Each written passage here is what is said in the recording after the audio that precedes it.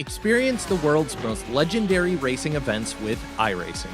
iRacing special events allow any member to compete in full-length multiplayer races based on some of the biggest events in motorsports all year round. Compete in virtual endurance races, such as the Daytona 24, Spa 24, and the Nürburgring 24 Hours. Take on some of the toughest races on the NASCAR schedule, such as the Daytona 500.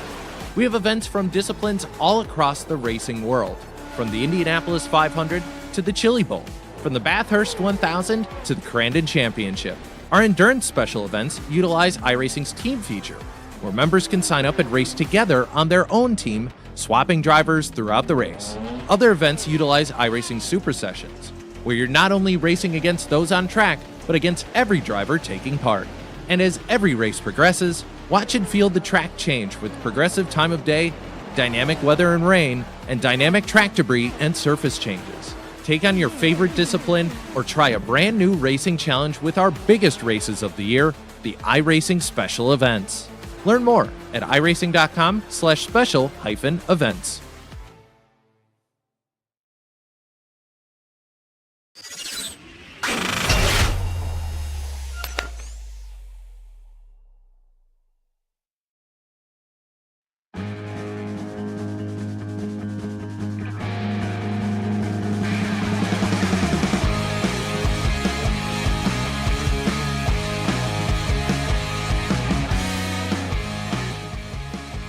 Ready to go for another year in the NASCAR iRacing Series, and as ever, it kicks off with the full-length iRacing Daytona 500.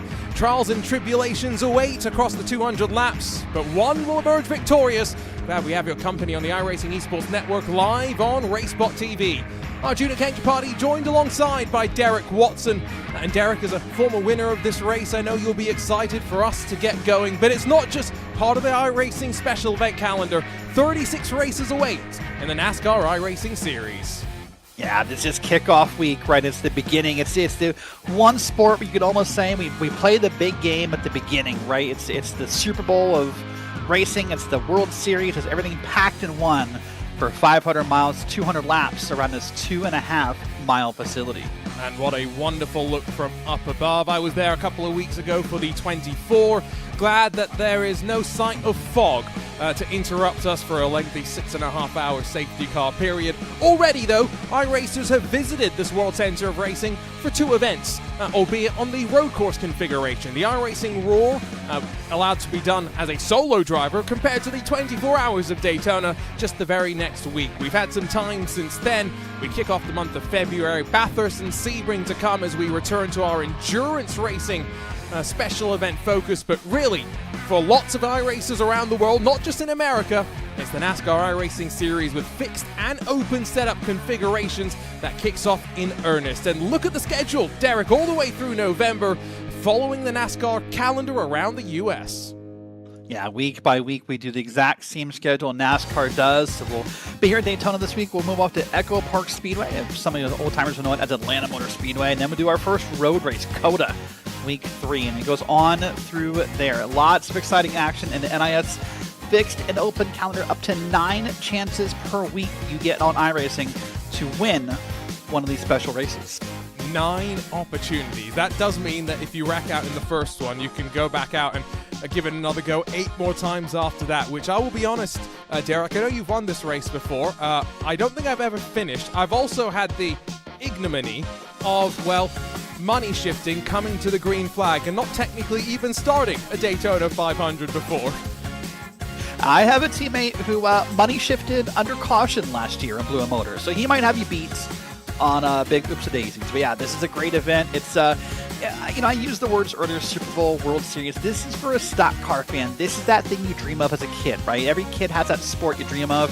Throwing the touchdown pass in the Super Bowl, the home run in Game 7 of the World Series, winning the Stanley Cup and hosting it up high, winning the World Cup. Hey, gold medal at the Olympics, that's pretty topical. But for stock car fans, you go to bed at night dreaming of one day winning this prestigious race.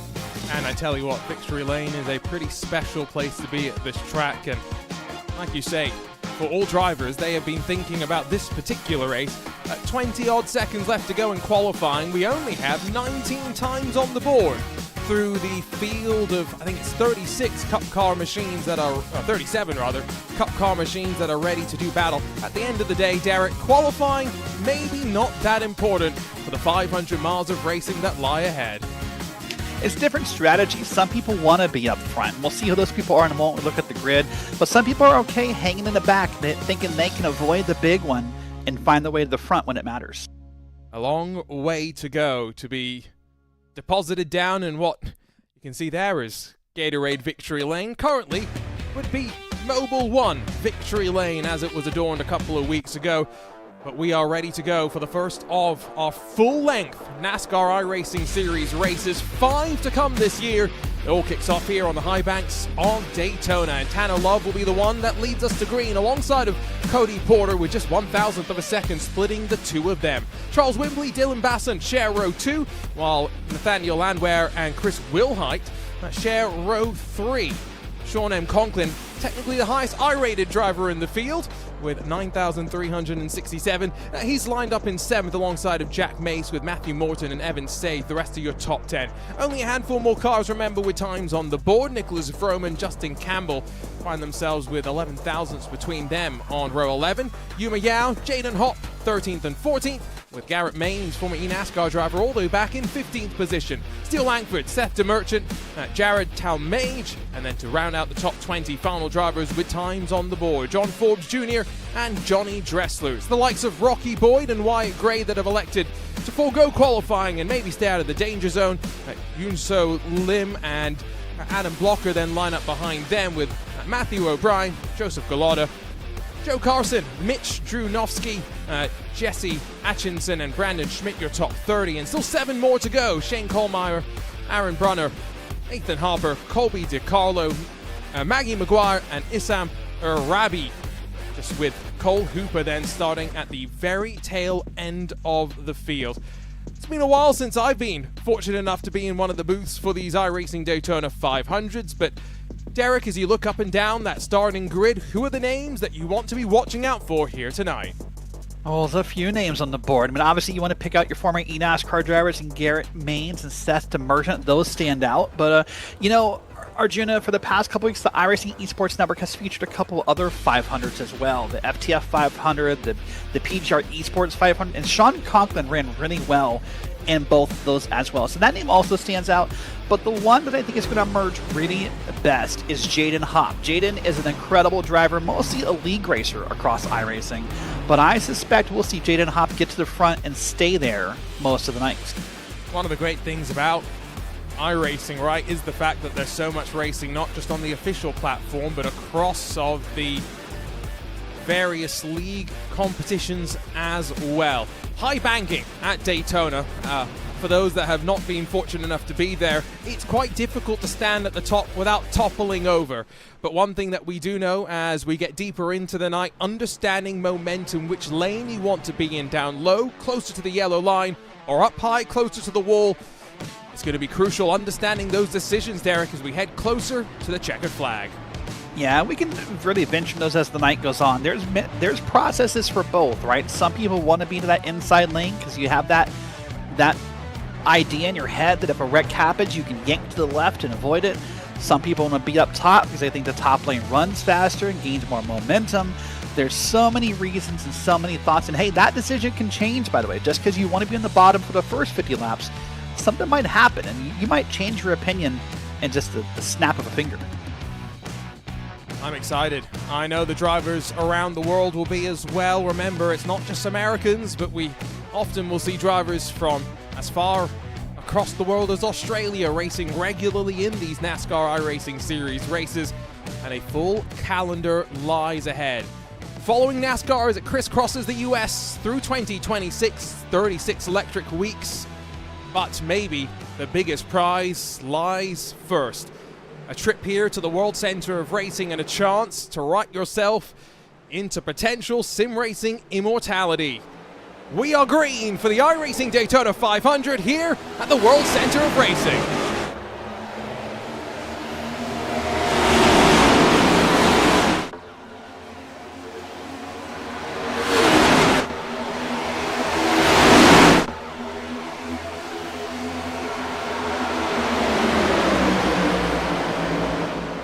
top line, still seeking some of that momentum, but a tidy getaway through all 36. A little bit of chopping and changing as we run down the back straight. And one car's all the way over the top, 3 wide. He's trying to move to the back, but he's going to move to the back regardless. We'll see who that was in a little bit here. But up front, it is scattered. Look at that, 3 wide, 2 wide. People up the hill, down the hill. This is chaos that happens in these first couple of laps. As a driver, for me, these are the most nerve-wracking moments. When people are trying to kind of get sorted where they want to be, sometimes you make some really wild moves getting where you need to be on the track. I believe that was Justin Campbell in the 10 that has dropped to the tail end of the field. He's now minus 23 since the start of the race. Bit of a bobble there from Charles Wimbley and Tanner Love as they push and shove down low. And the High Line has finally got it sorted out as a little bit more separation to those behind, trying to stay out of trouble. A long way to go in this race, and it would be so easy to lose it, but Sean Conklin gets the push and now leads this race into turn 3. Doing a great job of Sean Conklin. Look, he's going to be one of those drivers who's able to really control both lanes. Currently riding on the bottom, watching a moment. If he thinks that top lane's going to get the run, he'll move up and block it right there, and he'll call what I call the old Pied Piper, the old Dale Jr. move. I know it existed before Dale Jr. did it in the 2000s, Arjuna, but I thought Jr. really kind of popularized it in our modern form of racing. But Conklin's doing an amazing job of controlling the lanes. And you want to make some friends early as well, so be predictable. Don't want to find people getting upset with you early. Garrett Maines is one of the few drivers making some aggressive moves at the start of the race. Up to 6th position already is now Conklin and Porter still controlling front of the field as they only stacked up 2 by 2 at some point. They very well could be 3 wide as 3 laps will be complete, and on board with Garrett Maines, we run back to the line once more. And that's important to note, by the way. Yes, it's a 200-lap race, but we're already 3 laps, in, and it doesn't take that long. We're about 45 seconds a lap. So, yes, right now we have a long way to go. But when it comes down to making a move and making something happen, it's not that long of a lap. Yes, it's longer than Bristol. It's longer than, Martinsville or something. But you do have to be quick in your decision-making if you want to get to the front when it matters. On the left side, you can see the drivers who have been the most aggressive. Garrett Maines now all the way up to 2nd spot. Does seem as though those on the outside willing to push, maybe those that have cut down low, just trying to do a bit of fuel saving, and now it's just only 5 up high as Dylan Bason's tucked down low in the white and purple front-ended machine. I believe it was Garrett Maines that led at the line, but only by a nose. 36 machines still in this leading pack. We lost Cole Hooper from the initial start, maybe some technical issues, but he's rolled out onto track 3 laps down. See what he can do, Derek, to fight his way back into contention. Weirder things than have happened than him finishing on the lead lap at the end of this race. Weirder things have definitely happened. It'll take just a couple of lucky dog rules, a couple free passes, and he could make that happen possibly depending upon how the momentum of this race moves. But I gotta say right now, I love this top line. This top line, only 5 cars deep, and that, upon first impression, doesn't sound right. It sounds like, oh, they're the shorter line. But when you're the shorter line up there, they're not going to have as many checkups. They're not going to have as many drivers, pulling in and out of lane. That top lane really could get a better run here by having a shorter number of cars. And look, they're going to push Dylan Basin up to the front, and he makes the lane change down, snaps it in front of the bottom lane leader, and new leader. Some aggression early as the bumping continues. This race predicted to roll for another 2.5 odd hours if we continue caution-free, and well, whoa. Don't jinx that. Well, I was about to say, weirder things have happened than that as well in sim racing. There you can see Cole Hooper in that black, so a stealth black Ford Mustang. He will be the first car that is caught. We'll see how easy he will make it for the leaders, who, for the most part, have just stayed 2 wide at the front, single file behind. Nary a sight of 3 wide just yet. And then look at that. There's Sean Conklin back to the front again. By the way, he went top to bottom, and Conklin comes around. He said the highest I rating in the room, over 9,000 I rating for Conklin. A well-respected iRacer across the community, well-known, well-liked, and has the skills to pull off these events. What's your oval I rating nowadays, Derek? It's not 9,000. Okay. See, because mine is 3,000 or something, and only because I gained a bunch of oval iRating back when you used to be able to race road courses in the stock cars and get oval iRating. I was one of those people. Yeah. Yeah, my oval iRating is definitely nowhere near 9,000. You can add all my iRatings up, and I don't think we're near 9,000 either. Cole Hooper goes up high and has made it relatively simple for the leaders to fly their way through. The driver that now flies at the front, Johnny Dressler, 19 positions gained. I think one of those drivers that did set a qualifying time, but legitimately the slowest time on the board. And that said, the slowest time on the board is still not that far off, right? It's always fun when we come here to a super speedway and we look at those times. And I mean, I'll go back and look in a second, but Dressler likely what I'm saying within a second of qualifying time, which, you know, for your typical NASCAR mile-and-a-half tracks, you know, a second off could put you top 10 maybe, depending upon the track. So here, you know, I mean, you said our first second split was, what, 1,000th of a second. So qualifying time is not always indicative of what you can do in the draft.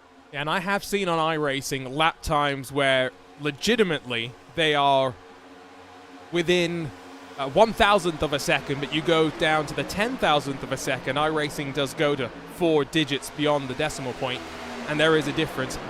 iRacing also has the possibility of lap times being identical down to the 10,000th. That is definitely something that we have had on RaceSpot before, I think all the way back in the Lionheart Racing Series days. Just 3 left up high now as they really lose momentum, and at some point they are going to be hoping for an opportunity to cut down underneath, but that chance not looking likely. They're led by Conklin still. At what point do they filter back a little bit more, Derek, and then just ride until, well, the end of hopefully a long green flag run? Yeah, they may not, because that moment right there, where next thing you know, if you're Conklin, there's a car that's going to pull up and help you pull that lane across here. And now we see the leader pull up as well. It's going to try and block that surge they have going with the 4-car line. And you know, some drivers don't ever want to pull down unless you have to pit. As I said earlier, some people love to be up top. It's not me. I'm a bottom lane guy. I love to use that double yellow as sort of my my guide, if you will, of where my wheels almost need to be. But this top lane can move. They can carry some speed out of the corners. That push can be just massive for these drivers. Just look at here for the top 2. Now Conklin and that purple car have pulled away from the rest of their pack because of how hard Conklin's pushing. I think we should jump on board with one of these drivers and potentially just look at the opportunity to watch the wheel at work, because it seems like an easy ride trying to keep it straight and narrow, but it can often be anything but. The trick often is, don't grip the wheel too hard, relax a little bit more, because in packs like this, the slightest little reaction can send you into trouble. As we jump on board with Cody Porter. I think the other trick that is lost in a lot of newer iRacing members, Arjuna, is you don't need a lot of force feedback. And I think that's important to say, because there is a time at tracks like this where if you carry too much force feedback in those wheels, the force feedback will almost drive the car for you, and it'll yank you up the hill or down the hill, whichever way it wants you to go, and it will not only mess up your line, it'll mess up your draft, but heck, it could just mess up your whole race and put you out of there with too much damage.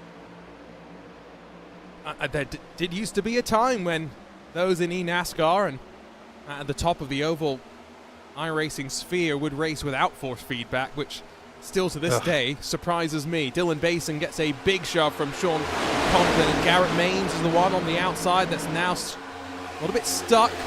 Get some help, as that was Charles Wimbley that's popped out. Rather, Garrett Maines pops out to get the push from Charles Wimbley. Dylan Basin cuts them off, and now we are 3 wide for a moment. The aggression is starting to build. I have to come back to that move by Basin a second ago, and I need to say that, yes, it worked. But that move by Basin where he slowly creeped up the hill to block that second lane, that's not going to work too many times. One of the keys to Daytona and Talladega, to a lesser extent, is you have to make snap decisions here. You cannot creep your lane choice. If you creep your lane choice, you're either going to, A, get stuck in the middle and fall to the back, what we effectively know as the sucker hole, or B, you're going to take too long and you're going to get run over. You have to be faster about those lane choices. That will bite him later if he keeps doing that. Big move at the front as Seth DeMerchant sweeps through to the lead of the race. Garrett Maines now giving him the push with Jack Mace on that high line. 13 laps complete, and we've got our first signs of trouble. Yellow flag flies, and it's Garrett Maines in the 2 that's spun around and stranded.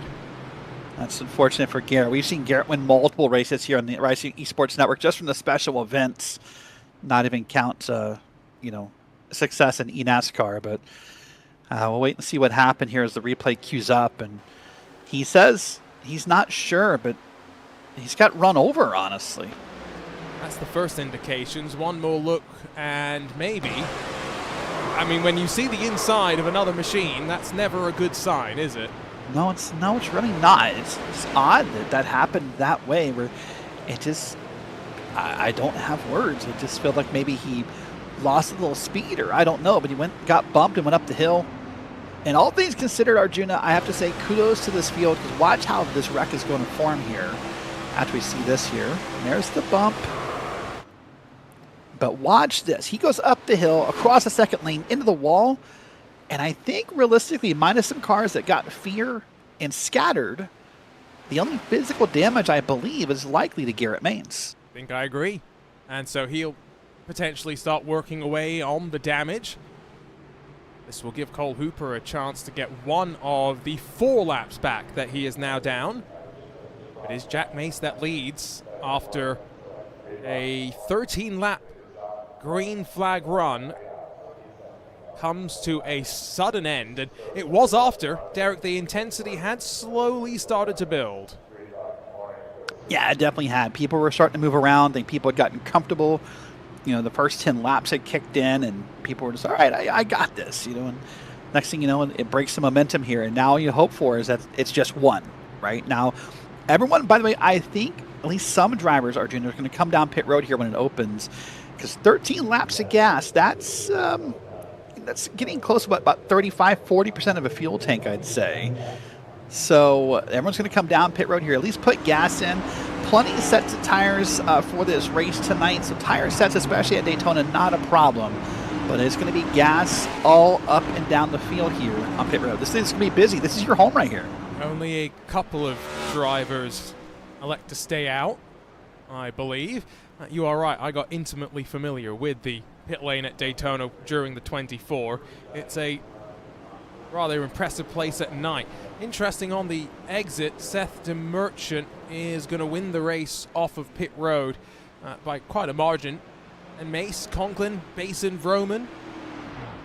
It was Rocky Boyd, I believe, that drove through without actually finding his box, which it can be difficult first time down pit lane, Derek, to spot where you need to stop.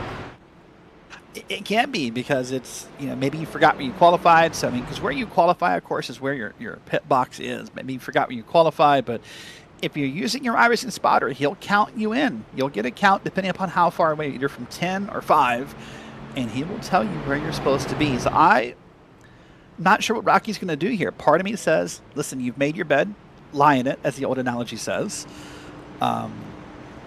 Part of me says, come down here and get the fuel, because if this thing stays green, Rocky Boyd is going to find himself in a really, really bad situation. So I'm not sure what's going to happen here. Rocky did qualify down in 21st position, so it's about halfway down pit road. Yeah, and you can see that he's slowly bled out of the fast lane and towards the left-hand side of pit lane as you sat on board with the car. Maybe a little bit uncertain. Maybe he didn't get the call from his spotter. I'm going to give you an alternate thought here. This can happen in iRacing. I wonder if Rocky forgot to turn off his tires. You saw those quick stops there. That means fuel only. Derek, and hold on. We have a Jack Mace, technical issue, hit the wall and is now dropping down timing as Rocky Boyd is going to head down to pit lane. Yeah, that's not a surprise about Rocky. That's unfortunate for Jack Mace. He clobbered the wall and now is, I believe, off track. Or maybe back there a little bit. We'll wait and see. But if he's on track, iRacing should put him back where he was before he disappeared. So we'll wait and see what's going to happen. Here he is in the replay. Just drifts up, hits the wall, and then instantly disappears, which is never a good sign. I think that's an internet disconnect, but I might be wrong. I think that's a... we'll wait and see. his quality in sim, which is a representation of your connection quality, as the name implies, down to 27 out of 100. So we'll see if Jack is going to be able to regroup. It comes at a very frustrating time for him, though, because the field is now grouped up 2 by 2, and we're ready to go racing again. All right, so you got your first 10, 13 laps in.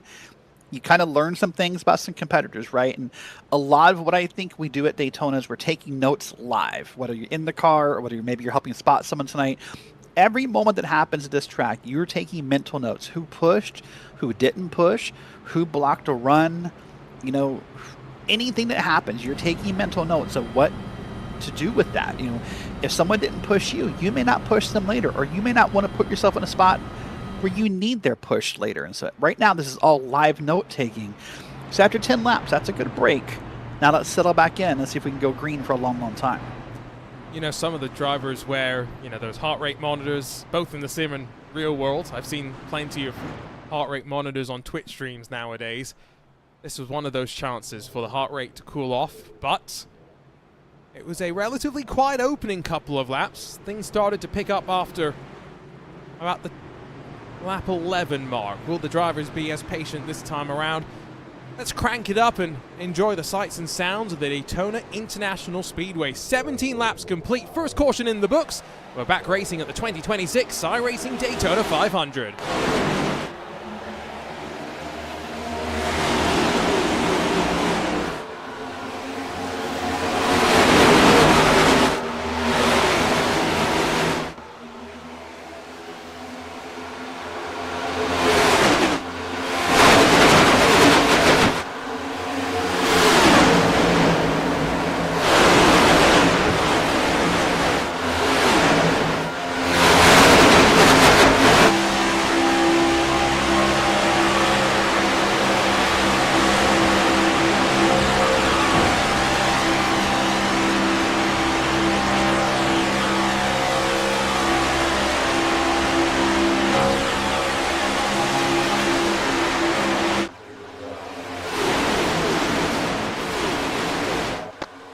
Clean and green for a full lap, and remember, with Jack Maines being the one driver that dropped out of contention, Garrett Maines was able to repair some of that damage and stay tagged in at the back of this lead pack. We've still got 35 contenders on the lead lap as we head down the backstretch once again. Speaking of all those contenders, a 36 car, Jarrett Talmadge, is now leading this race around, is up here in front of all these competitors and having a great time leading that bottom lane here. That top lane starting to feel a little bit of that surge, a big group of cars on both sides, and there's more of that momentum shifting, Arjuna. There's more of those cars want to lead both lanes, scared of getting that run put around them and getting past the lead. Still, there's a lot of drivers sitting back there. Remember, we saw the likes of Justin Campbell drop back on the initial start. He's still 25th. Talmadge goes from high to low. Matthew Morden now the leader of the high groove. That's all a bit of a moment as one car bobbles and ducks and weaves. I did say that some of the drivers were starting to get a little bit antsy. Cautions do breed cautions. Let's see what happens. Yeah, that's always the fear, isn't it, right? That everyone kind of holds on to, and it takes a few laps before you kind of start to breathe and go, okay, listen, we're in a run. We're comfortable. This isn't going to happen again. But I'm impressed how many people are willing to ride that bottom lane right now. And there's reasons to do it. Don't get me wrong. One of them being fuel saving. Maybe you make an extra lap or two out of this fuel run. But I'm amazed at how many are down there right now and not trying to race around this track. See, I was always someone that early doors would like to just sit down low. I always felt a little less comfortable trying to go up high, but I'm also not one of the people that like to sit all the way at the back of the pack, because I found myself questioning my ability to dodge some of the wrecks, and the question always at Daytona is when, not if, when will we see the big one? Seth DeMerchant gets to the lead in that white and black Toyota Camry. He's got John Forbes in the red and black Chevrolet Camaro now to his outside. Behind them, Matthew Morden tucked down low, pushing the Merchant. that low line, going to run the shorter distance through the corner. There's Jack Mace. So back out on track after the technical issues. He'll be 3 laps down in a couple of laps' time, but let's see what he can do from here. Great to see him at least digging deep and heading back onto the track. Yeah, another driver's going to need a lot of things to go his way to get those laps back, but what he's hoping for right now is he might be the only driver hoping for a quick yellow here, because that would stop him from going yet another lap down for Jack Mace, and we'll see what happens. Bad news for Cole Harper, by the way. As long as Jack Mace is on the track, he'll always be the lucky dog recipient for a few of these cautions, so that'll take it longer before Cole Harper could regain any laps here at Daytona. He's still 4 laps down as well. I think he may have not been able to take advantage of the lucky dog during that previous caution cycle. On board with Chris Wilhite, gives a big shove to the back of the cars in front of him. If you're new to the world of iRacing, well, first off, welcome along. Glad that you join us here for the virtual Great American Race, and what is the start of 36 NASCAR iRacing Series races. 5 of them will be full length, and they were 3 wide through the tri-oval for a moment. I tell you what, that aggression ratcheting up once again. But all these cars may look slightly different between the Toyota, the Chevrolet, and the Ford. They've all got identical physics. They all drive the same. There's no differences between them. No, that's one thing that's very different about the oval and the road side of iRacing, of course. On the road side, we have all those wonderful GT3s and the GTPs that every car is different. The setups don't even work across the different cars, right? Or they're going to fail. But here, for these 3 types of cars, for the Chevys, the Fords, and Toyotas, they have the different bodies, but engine-wise, performance-wise, everything, they are identical in iRacing. It's a wonderful thing to see, and I see representation from... Well, our first Ford's pretty far down the list. I think our first Ford is back in 23rd with Shane Kohlmeyer. But up front, it's a lot of mixture of Toyotas and Chevys. I do enjoy the Ford Mustang Dark Horse R's. Of course, I commentate on Mustang Challenge. Their pace car, John Heindorf, was convincing enough to this pace car driver to rev the engine for our radio coverage of practice at the Charlotte Roval last year. All these cars, what they do make is a tremendous noise. We were there for Mustang Challenge practice. We got to see a bit of the Xfinity cars, the trucks, and Cup machines as well. This is a very different sort of car to what we saw, though. They are basically dialed to go as fast in a straight line and through these corners as possible. For the most part, back to single file. We have gone at the front with 25 laps complete. First benchmark, if you will, Derek, officially ticked off. Yeah, first benchmark. That black car, by the way, that's Cole Hooper going yet another lap down. That's the lap car we're just now passing around here. But it's interesting you mentioned the word benchmarks, because I often write off this race in 3 segments in my mind when I'm racing, and I'll do it more this weekend.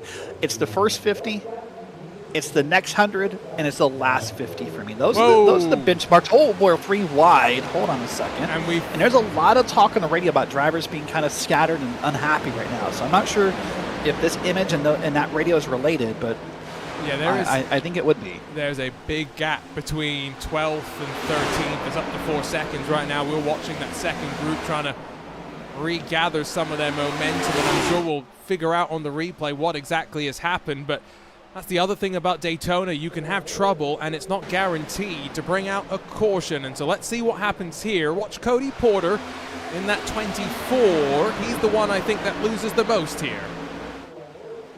Wait and see when that moment will happen, and where's it going to be? Nothing's happened yet here that I see that should break this pack apart, but something did happen. We definitely had 2 distinct, whether it was just a bad wiggle by someone or a bad checkup, I don't know, but there's definitely something that's happened to break these groups apart. Let's see the replay again here.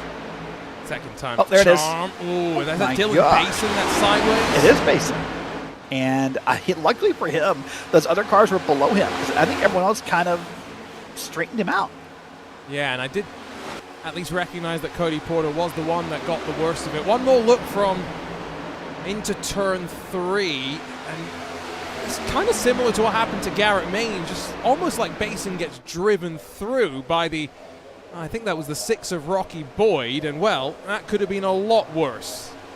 And so I think what this is spawning from, Arjuna, about 10 days ago now, there was an update to these, it's weird to me we still call them next gens, but these NASCAR next gen car models in iRacing. I mean, it sort of changed how the draft worked a little bit. And last year, when Evan Pasoka and I called this race, it was more about what we call slam drafting and really getting up there and it's really ramming someone really hard. That is not now the most effective way. The most effective way to get around here, you can almost now push the pusher. There's a great example in that camera shot right there. That's not the scary move it used to be. So sometimes pushing the pusher still has a negative side effect. I wonder if that's what we're seeing these cars get spun around is a bad job of pushing the pusher, which is something you now kind of have to do to be successful here. For the record, I am not Evan Pasoka, so don't expect side-by-sides from me. Side by side. Yeah, I can't do it. I can't do it. I am not as good as Evan Pasoka, but of course you can hear Evan, maybe Kenneth Bueno, and the rest of our iRacing Esports Network colleagues with the return of the NASCAR Coca-Cola iRacing Series qualifying series, a restructured road to the championship, if you will. Kind of condensing the format first of the qualifiers, also of the main championship. So qualifiers just kicked off, and the main championship will commence later on this year, and will run once again through the end of 2026, when once more champion will be crowned, and the mega prize pool paid out as well. So all that drama has now meant two groups. First through 11th, and then 12th on back. Reality is, though, we are 15 laps into this stint. We've got a long way to go before green flag stops could be expected. A caution groups these cars back up together. And even without a caution, this group is led back there by Joseph Golada in P12, Jaden Hopp in P13, Drew Naski, Wembley, Rocky Boyd, and more. If they stay in line and push here, we've seen both of us in instances in the past where these groups get lined up and they can catch the leaders on their own.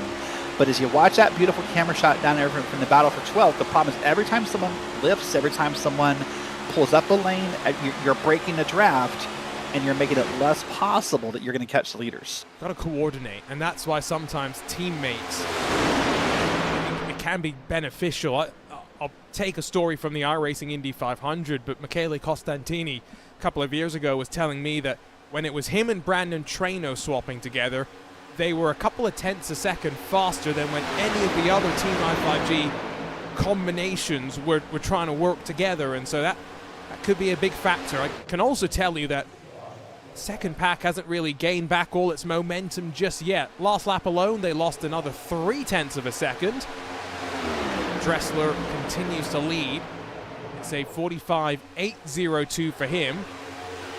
For Joseph Collada, who breaks the timing beam now, 45.949, so still a tenth and a half off the pace. So what that second group needs to do was kind of a quick live assessment if they can. What they need to assess is out of that chaos that happened, there was no caution, but there's definitely some cars who got hit, who got beaten and banged around. They may have some small aero damage on those cars. And any car who's in your line that has some aero damage is going to slow you down. You almost have to cycle those drivers out, put them in the back of your lane, and get moving. So if you have anyone in the lead, or in this pack, pardon me, whether it's Galata or anyone who has damage to that car, they're going to slow down this lane. They need to start talking in the voice chat and say, hey, is your car clean? Are you good? And starting to make those assessments live. Saw a comment in our chat. Someone won their Daytona 500 last night, riding that high. Nice. Congratulations. Derek knows exactly what you're talking about. Unfortunately, I haven't tasted that level of success just yet. Derek, how did you celebrate your win? A lot of screaming. What about after you got out of the rig? Somewhere, I think it's gone. There's a Twitch VOD of me just being speechless, and me just being just like, it was just as great the second time as it was the first. It was, I think the words I said first when I crossed the line first in 24 was finally. I've been trying at it for 10 years, and it was almost surreal that I did it. It was just like, I just couldn't believe it. And then to come back and do it again, a lot of surviving, just a lot of relaxing, and because of an inside joke I have with a friend who may or may not be watching, a victory meal at Wendy's was another afterwards. Oh, I know that makes the Wendy's car in eNASCAR happy. Yeah. It's one of those fun crossovers that I love seeing. eNASCAR in general, some of the best liveries in sim racing, I feel, especially when you have the sponsor activations, that the Wendy's car. Joseph Gallotta joins a couple and pulling out a line. I think they've realized that they are losing so much time. Going to give some others the opportunity to run up towards the front of the second pack. It's now 8 seconds the deficit between the leaders and the chasing peloton to break a term from the Tour de France out here on the RaceBot TV airwaves. Johnny Dressler, though, continues to lead, which means that if we do get another 20-something laps in, if we do get some green flag pit stops, he's going to be the one hurting the most. No, he's the one burning the most fuel. He's the one up front. There's no draft ahead of him. But behind him is DeMerchant. Matthew Morton's back there. Sean Conklin's back in P4 still. Those guys are likely only about, probably, I'd say, 90% throttle, maybe 85, depending upon their comfort level. And so you're right, that leader's going to be the first one down pit road, but he won't be abandoned because no one wants to pit alone at Daytona. You will kill your run by doing so. And so these guys will figure it out. They'll start talking about it. The radio will start chirping. You'll hear some numbers thrown out. And these guys will coordinate when those pit stops are, more than likely. So I suspect that's still, we put on lap 16. So we're at 37, about 21 laps in. We're still about 10, at least, maybe 13 laps from people wanting to talk about those numbers. Yeah, I would hope that they're not thinking about that, at least just yet. We don't have stages here in the NASCAR iRacing series. It's just a run from the drop of the green to the drop of the checkered. We do have a couple of attempts at green-white checkered if we do need that, but we'll talk about that the closer we get to the end of this race. Not even 50 laps complete, as now 9 seconds the advantage between the leading 11. Those hunting them down. There's one car who's ventured up high all by themselves here. 17 of Jaden Hopp. I wonder if that's Jaden just trying to drop back into line. It may be as well. In fact, Jaden that's brave to go up there by yourself and see what he can make happen. Is Jaden? I think he's dropping to the back here. Yeah, whether he wants to or not at this point, right? It's that's just going to happen here. So it may have been that's temperature just too hot for Jaden, maybe, and that's something we don't talk about enough. Probably you can't push that long here. The pushing is fun and it's necessary, but in these Cup cars, you get a lap and a half, maybe 2 laps, and that dashboard is blinking red and angry and mad, and your 2 choices are to blow up or pull out a lane and get in the back. And Jaden picked the latter there. And for those wondering what exactly we are talking about, let's jump on board with, we are riding with Sean M. Conklin right now in the #1 machine. I'm going to break out my handy-dandy yellow pen tool for the first time in quite a while on RaceBot TV. Over here is the section that the drivers will be keeping an eye on. That's where their temperatures will be reported to them, of course. When you're running this close to the cars in front of you, not much chance to get cool air onto the nose, and so just monitoring those temperatures. And the great thing about modern iRacing, it wasn't the case when I joined, crikey, 13 odd years ago now, but you can even see those temps if you bring up one of those black boxes. You don't have to be cursed by having it hidden on your screen. You can always keep an eye on those temperatures, aka, Derek, there's no excuse for not knowing if you're about to blow up. No, and I'm 95% positive there's also a spotter auto alert in your ears from the iRacing spotter that says, hey, your temps are getting hot. So there's no excuse at it at all, but sometimes you get wrapped up in this race. You get wrapped up in what's going on, the pushing and wanting to be up front, and you're just trying to tempt fate. You're trying to see how long you can do it, and you think you can back out before it breaks, and it doesn't. Boy, when an engine breaks midfield, it's not going to go well for anyone behind you, because that car's going to come to a sudden and abrupt lack of acceleration and probably check up the field. That's what makes it so dangerous, is the sudden lack of acceleration that is going to surprise the field behind. The gap now 11.5 seconds. So yes, it's just 11 cars, but they are damage free for the most part, and also working together with clinical efficiency right now. Charles Wimbley leads the second group. Joseph Gallotta's tucked back in behind him, and go back to the conversation on temperatures, and tie it in, Derek, with what we were talking about, or you were talking about, with the change in how drivers are bump drafting. Well, that was a nervy moment off of turn 4. How the change is being compared to last year. When you're now 4 cars basically stacked up together, there's no chance for you to get air on the nose, and both Wimbley and Gallotta pull out of line. Yeah, and maybe either one of them, that's exactly why. We're going to see it multiple times with how hard you're pushing.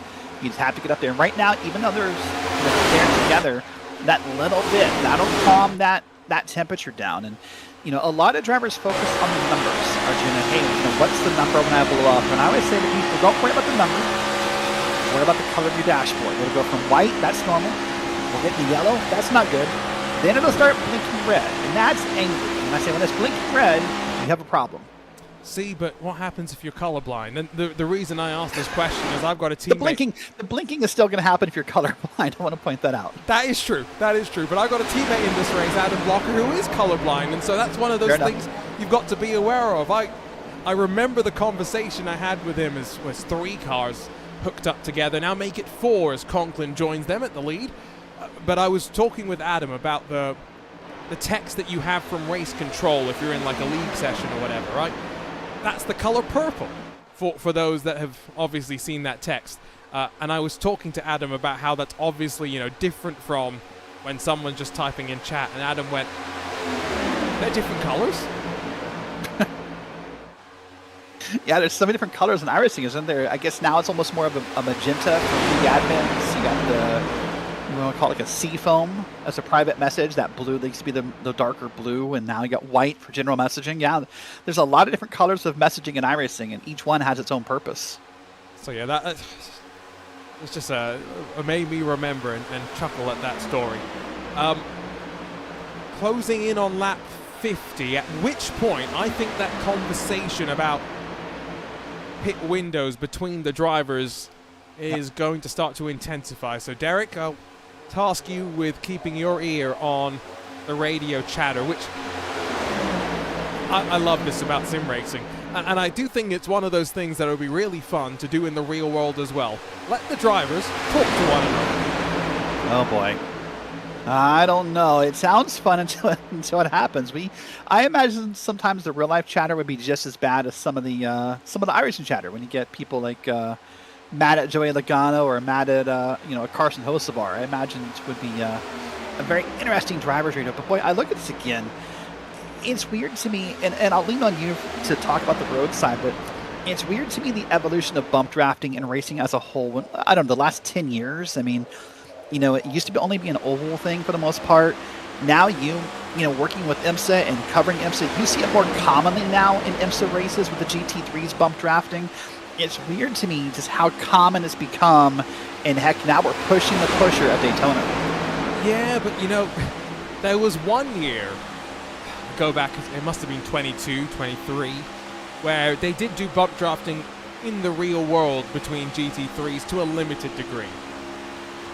But the degree to which you see bump drafting in the sim, like just look at the Daytona 24, the last 2 years with GT3, and how the winner in that class has been helped out basically for the entirety of the race by a teammate, giving them the afterburners, right? 4 wheels, well, eight would be better off the banking, I guess, is the theory. I think it's one of those things where if iRacing was more punishing in some ways, for example, in the road course side of things, if bump drafting had a chance of ripping off a dive plane or damaging the radiator, would those teams be willing to do it? I think my answer to you is no, Derek. Yeah, I would agree with that. If there's a cost to doing it, you're less likely to do it. At least you're going to be more picky about when you do it, and risk versus reward, which is a great way to transition back into oval side of Daytona. This whole race, every move you make, that's the assessment you're making right now, is risk versus reward. Let's take Sean Conklin, 4th in line right now. Yeah, he could pull out. He could try and take the lead and not have to worry about if something happens ahead of him. That would be the reward. What's the risk? That no one else goes along and he falls back like Jaden Hopp did. Speaking of falling back, I think Johnny Dressler has decided I have led enough. It's time for someone else to punch the hole in the air and for me to drop back into 4th. Works out quite nicely for him. He'll pick up the push from Joe Carson and eventually link back up with the front three, and won't even have given up any time to the chasing pack behind. There are plenty of big movers and shakers. However, it was those that made their moves before the half incident that failed to bring a caution out but split the lead pack up that were able to take advantage. Take a Joe Carson, for example. He's plus 22 and in this leading pack. Nathan Harper in 12. He's the one leading the second group. Plus 21. It's going to take a long time for him to gain another position if it continues like this.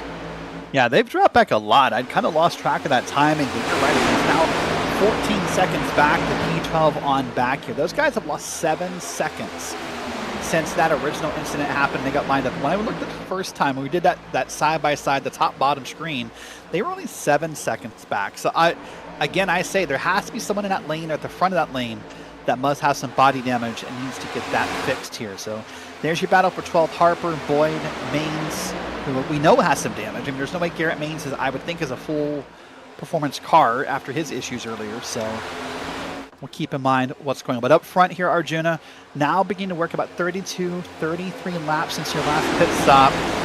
Within the next 5 at most, everyone should be down pit road, I would think. Last time down pit lane, Maines was stationary, for that works out to 1 minute and 42 seconds. I'm going to wager correctly that damage is not fully repaired. How much more will he need to continue tweaking on that car, as officially we'll cross the line and be 1/4 of a way through the opening round of the NASCAR iRacing Series, the 2026 iRacing Daytona 500. It's Seth DeMerchant that's now taken the mantle from Johnny Dressler. He's the one leading the train around. Sean Conklin, Johnny Dressler, Joe Carson. That's your top 5 as they sit right now. See Evan C. up in the mix as well. He's someone that we've seen plenty of in the iRacing World of Outlaws dirt racing side of things as well. Chris Wilhite, as much as yes, he's got NASCAR pedigree. Seen him run plenty of strong IndyCar races here on RaceSpot TV under the Indy Alliance Racing banner in the past. And that's what also makes this such a unique experience as part of the iRacing special event calendar. We've got drivers crossing over from their normal sort of day-to-day iRacing experiences, Derek. There are special events across all the disciplines on iRacing. There is, and the one driver that comes to mind is coming back to Garrett Maines. I don't know if there's a special event that Garrett Maines doesn't try to do. We know he's great at road racing. He's great, at the oval side, obviously, with his NASCAR contendership. And I've seen Garrett, through his stream and just from watching the special events, do a lot of different special events. So you're right. It's very possible these guys are going to cross over, and they're great at everything. Bobby Zielinski, of course, another one not in this race tonight, but an NASCAR driver who does a lot of road racing. So you'll see that pretty commonly. I guess if you're good in a car, you're good in a car sometimes. Garrett Maines has been venturing out and doing some real world racing of his own in some BMWs in the last couple of years. Let's see what his 2026 schedule has in store, hopefully soon. Lap 37, so maybe another 10 or so before we expect, at the very least, the leaders to be headed down towards pit road. And for a moment there, the camera shot actually showed you the margin. It has started to equalize out between the leaders and those behind. Only about a 1/10 of a second last time the difference between first and 12th positions. Let's keep an eye on that trend. Is that a sign that the leading group is starting to slow down? It may be. Or it may be that the second lane is starting to finally get cohesion. I've heard a lot of talk in the radios about, guys, let's get it together. Let's find cohesion. Let's find chemistry and start pushing. But look at the bottom of your screen here. Those laps show you that right there. I mean, it's so tight every lap. A 1/10 of a second at most difference. So that's where they are currently on the track. And again, 14 seconds is the gap. They're going to need something big to happen, likely a caution, if they're able to catch this field. But Arjuna, you said you've not won one of these events yet. Well, good news. You still got 4 more shots along with everyone else this weekend after tonight if you want to. This is the open setup race. There's one more of these. It's Sunday morning at 10 a.m. Eastern time. And there are 3 more shots at the fixed setup races. One, if you're up early or up late and for our team tonight, 5 a.m. Eastern time. That's 2 a.m. for us West Coasters. There's also a noon Eastern, and then Sunday night a 9 p.m. Eastern time slot. If you want to race in these NIS, this Daytona 500, you still have 4 shots to claim the trophy. Well, unfortunately, I would need to head to the Micro Center down the road and buy a rig to be able to race. But, you know, it's worth a thought maybe for next year. This is one of those events that is grueling, physically and mentally, even in the sim world as well. Estimated to be another hour and 50-ish minutes if we run from here uninterrupted. I'll avoid using the words that I've already been today. You know, it's a good topic because, you know, my partner tonight was like, hey, when's dinner? I was like, who knows? don't know. Yeah, I was like, it might be 2.5 hours. It might be 4 hours. I was like, you might just want to grab dinner for yourself tonight. We might be here a while. But you know what? Credit to the drivers for the most part. Yes, I was, you know, talking about them getting a bit overly aggressive potentially right around the lap 13 trigger of the caution. But since then, yeah, the half spin, but it's all settled down quite nicely. And lap times between the chasing pack and the leaders very much equalizing out right now. On to the 41st lap in the run. Heading this time is the calls on the radio. Sorry to cut you off. Oh, well, you've just answered the question I was about to ask. It's this backpack. I keep hearing the talk from most. I think I hear it all across the radios, but I think this backpack here. I heard pitting this time. It's either this time by, or how you define next. You know, next time. It could be this time or the lap after. But and people are going to risk it. I would expect that all 11 would pit together. So they'll come next time is what I would expect. Because like Derek mentioned earlier, you want to pit with friends. You want to have assistants leaving pit lane to build your speed up. Second group, keeping an eye on the nose of the 27 of Nathan Harper. Not seeing much damage on that car. And the last lap, another lap in the green for the chasing group. Here's the second thing you need to organize is not just when you're going to pit, Arjuna, but how are you going to pit? And that sounds weird to say if maybe you're not familiar with NASCAR, maybe you have a family member or a friend in this race. But who pits where, right? That entrance is wide. Some people are going to go down to the wall. Some people are going to stay up to that white line, but you don't want to run each other over on pit road. Here they come. Trying to minimize the distance to the best of their ability, but the last thing you want to do is speed. Oh, they were more than 3 wide for a moment as they trickle down towards pit entry. Is there anybody in the second pack that is going to decide to do something different? Here's the impressive part. Everyone, no speeding. No speeding, and the second pack does not come in, so they will try and extend. They were maybe hoping for a bit of chaos. Right side tires, it would seem. Is anyone going to throw left sides on? Yes. So yeah, it takes too long. Is that just fuel related, Derek? Yeah, it takes longer to put fuel in the car than it does to put 4 tires in the car. So why not, right? That's the kind of sarcastic question. It's also the honest question. It takes longer to put fuel in the car at this rate, so why not put 4 on and just go? Because at Daytona, we don't necessarily need tires. This current model does not eat up these tires as if we were racing at Charlotte or one of the other special events would do this. There's your second pack, and there's going to be some smoke and I think some problems for some drivers. That was a lot more aggressive, but somehow, remember, it's an average speed that's measured. No pit speeding penalties. Although I see Joe Carson has just picked one up, and I would assume that's actually for unsafe on the very exit, maybe crossing over beyond the blue cone a little bit too early. It was Sean Conklin that grabbed the lead of the pack that pitted first, and they are going to fly past this group that has their race off pit road right now. No one's caught speeding on exit. That would be so painful as well. Tidy execution through the field, you'd have to say. Yeah, great execution. Let's stick with this shot for a second, and we'll show you what that blue cone Arjuna talked about here. It'll be just out of NASCAR 2. there'll be a blue cone. Oh my gosh, I think it's on the left, Daytona. Yes, right There's also a blue line within iRacing. There it is.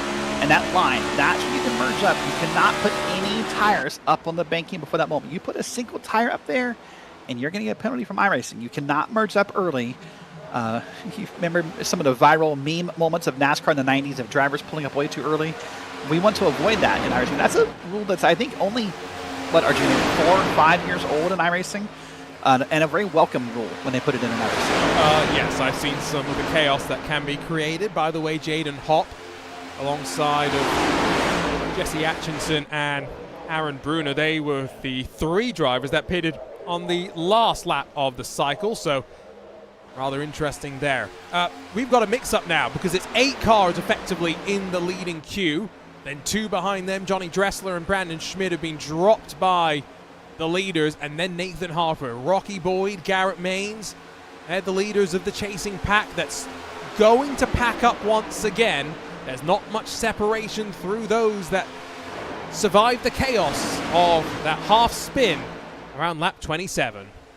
Yeah, the real surprise is your front pack broke apart. That's the most surprising part here. We went from, I think, 11 or 12 down to 8 as your former leader, Johnny Dressler, is currently falling down the board, now over 9 seconds behind the lead here. So now it's Conklin, it's Morton, it's DeMerchant, your top 3, but your former leader is now 10 plus seconds almost behind the leader. On board with Brandon Schmidt on the bottom of the screen. This is what we were talking about, Derek. You want more friends when you pit at Daytona because more friends equals more energy, equals more speed. It does, and I'm just so curious what happened to these guys and why they're off the pace here. But they really are, and it's just these 2, if I understand the pit rise timing correctly, it's just these 2 right here, and then it's another 4 seconds back to that herd that's been racing around. That's the group with Nathan Harper, Rocky Boyd, Garrett Maines, Charles Wembley, and the others. So that group will catch these guys, and they'll hopefully make them one big, longer line, and they'll see if they can eventually make any progress here. We've been green for a while at Daytona. It's been green now for about, 50 laps or so. Oh, well. Oh, never mind. Oh, boy. That's a replay, fortunately. That's why Joe thank Carson got his black flag, because he bled back onto the banking, and that could have been very, very dangerous. However, he gets away with one. We get away with one. And now Nathan Harper only about 2 seconds off the rear end of Brandon Schmidt and Johnny Dressler. They are closing with a whole head of momentum. And let's see if they will absorb 9th and 10th positions as gap between the leaders and those that we sit on board with right now is back to about 12 and a half, 13 odd seconds. Once more though, still a long way to go in this race. So the interesting conversation to have right now is that group back there is actually negotiating how they want to pass these lapped cars. And that's not something you think about, but it does matter. So if these group in the back here that you see, this back 7 or 8 cars, they're going to move up and they're going to tell those cars stay on the bottom. We're going to pass you, and then we will quickly absorb you into our draft. That's what's going to happen here, I'm pretty sure. But instead, those lapped cars move up. And the reason I don't like that for those, not lapped cars, but for those 2 cars, pardon me, right there with Dressler and his teammate, is they're going to have a harder time getting back down in the lane and getting into the draft quite as fast. They would have been better off staying on the bottom and letting that group of Harper, Boyd, Maines, and other pass them by and absorb them into that draft. Watch how they're going to fall off the back here and have to kind of fight their way back in. Simple way to also describe it, right, is they went the longer distance. They were going slower and went the longer distance. So they put themselves in a precarious situation, but they've handled it quite nicely. They have latched on very quickly. Then about 1 point... Except for that last car. Not quite, but I think you'll get there. Then 1.7 seconds back to Blocker, Love, Basin, Carlo, Lim. Expecting this group to close as well, although navigating their way through some traffic. That's Tanner Love, rather, that's electing to drop back maybe with now Adam Blocker being the push from Dylan Basin. Closing in on halfway distance. That will be here right before we know it, Derek. Who's looking good right now? Well, I mean, the easy answer is Sean Conklin, right? He's the one leading the race and the one who's found his way up front multiple times. When we were too wide racing, he was able to control both lanes, make those moves back up and down, and had a good run. Other names that stick out here, I mean, the 36 car of Jarrett Talmadge led a couple laps, so that sticks out to me. But I love how that second group is communicating. They're not up here right now. They're still far back, but if you can hear the driver radio right now, like Rocky Boyd, Garrett Maines in that group, I love that communication. Maybe they're not teammates, but Garrett Maines is coaching that second lane. Hey guys, when you hear this, do that. Hey guys, when you see this, do that. And that's invaluable, by the way. That's something that you can't put a price on. You're in a drafting line in a Daytona 500, and an eNASCAR driver is giving you driving tips. Sign me up. The great thing about iRacing, eNASCAR drivers, maybe NASCAR drivers occasionally. And the NASCAR drivers may not be so willing to give you advice, but always a cool experience when you see one of those names in your races. Talking of damage, Rocky Boyd gives us a up-close and personal view of the Toyota Camry front end for Garrett Maines, still showing some of the battle scars. Yep. I think of that incident. And that's why Garrett Maines will never lead this line, by the way. That damage up front, he's okay if he can tuck behind Rocky Boyd or someone else and do that right there and bump and push. But with that front end damage, if Garrett Maines were to try to lead that line, that front end damage would act like a parachute. It would act just like a brick almost at the front of the line, right? It would slow that whole lane down. So Garrett Maines will, and you have to make the exact right move later if he gets the chance to lead and win this race, because he will struggle leading a lane here at Daytona. Sun slowly setting here at the world center of racing, ticking past 4 p.m. virtual standard time. 8 miles an hour winds. That humidity that led to 6.5 hours of safety car at the Rolex 24 a couple of weeks ago in the real world. Fortunately, nowhere to be seen. The other thing that's also nowhere to be seen, any sign of rain. And boy, what a great thing that is. Even though the iRacing weather system plagues the endurance special events, it's not here to throw a wrench into the plans for our oval rounds, at least, on the NASCAR iRacing Series. 70 laps now complete. 130 still left to go. And of the 37 starters, Derek, 37 are still out there and running. Yes, there is a couple of cars 1 lap down or more, but to see 100% of the field still out there nearing the halfway mark, remarkable. It is great, right? 30 cars still on the lead lap. That last car being Aaron Brunner, who's about 41 seconds off the leader right now. But you're right, everyone's still out. That's a great job. It shows the how clean this race has been. I'm going to say it again. You scared me with that replay, by the way. You got me good with that replay last time. I thought I jinxed it live when I saw that replay. But no, it's been a great race so far. And you keep mentioning this fog, and I have to ask you, and you and I have not talked since the 24. What does a pit reporter do for 6 hours of fog? Like, I shivered when that comes to iRacing. No, I don't need that as a commentator in iRacing. I don't know what to do with that amount of time. What do you do as a pit reporter with 6 hours of fog? Do you just get out there with a towel, just kind of trying to wave it away? What were you doing for 6 hours? You make ridiculous suggestions like iRacing needs to introduce safety cars for fog so that people get themselves worked up into a tizzy. Oh, I'm so glad that you heard that as well, Derek. I got multiple messages about that. I'm so proud of myself.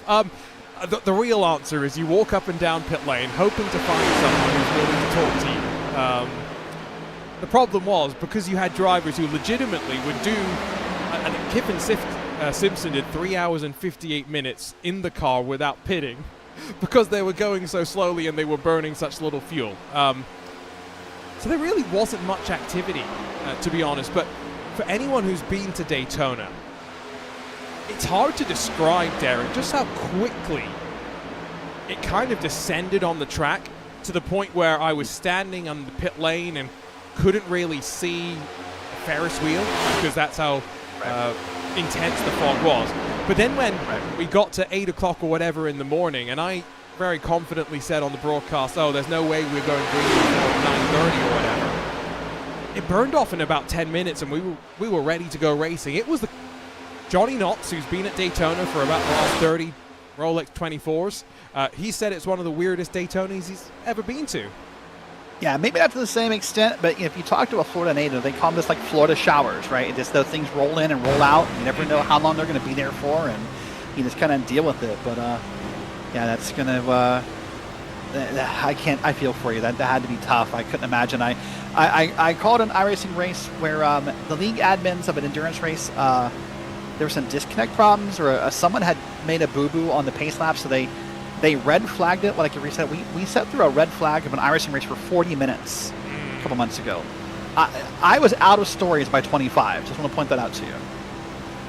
Yeah, the great thing about the 24 was the safety car basically overlapped entirely with the period that NBC let us at IMSA Radio take over the broadcast on Peacock. Right, on Peacock, yeah. They all went to the hotel to sleep, and we had IMSA Radio podcast time, is basically what happened.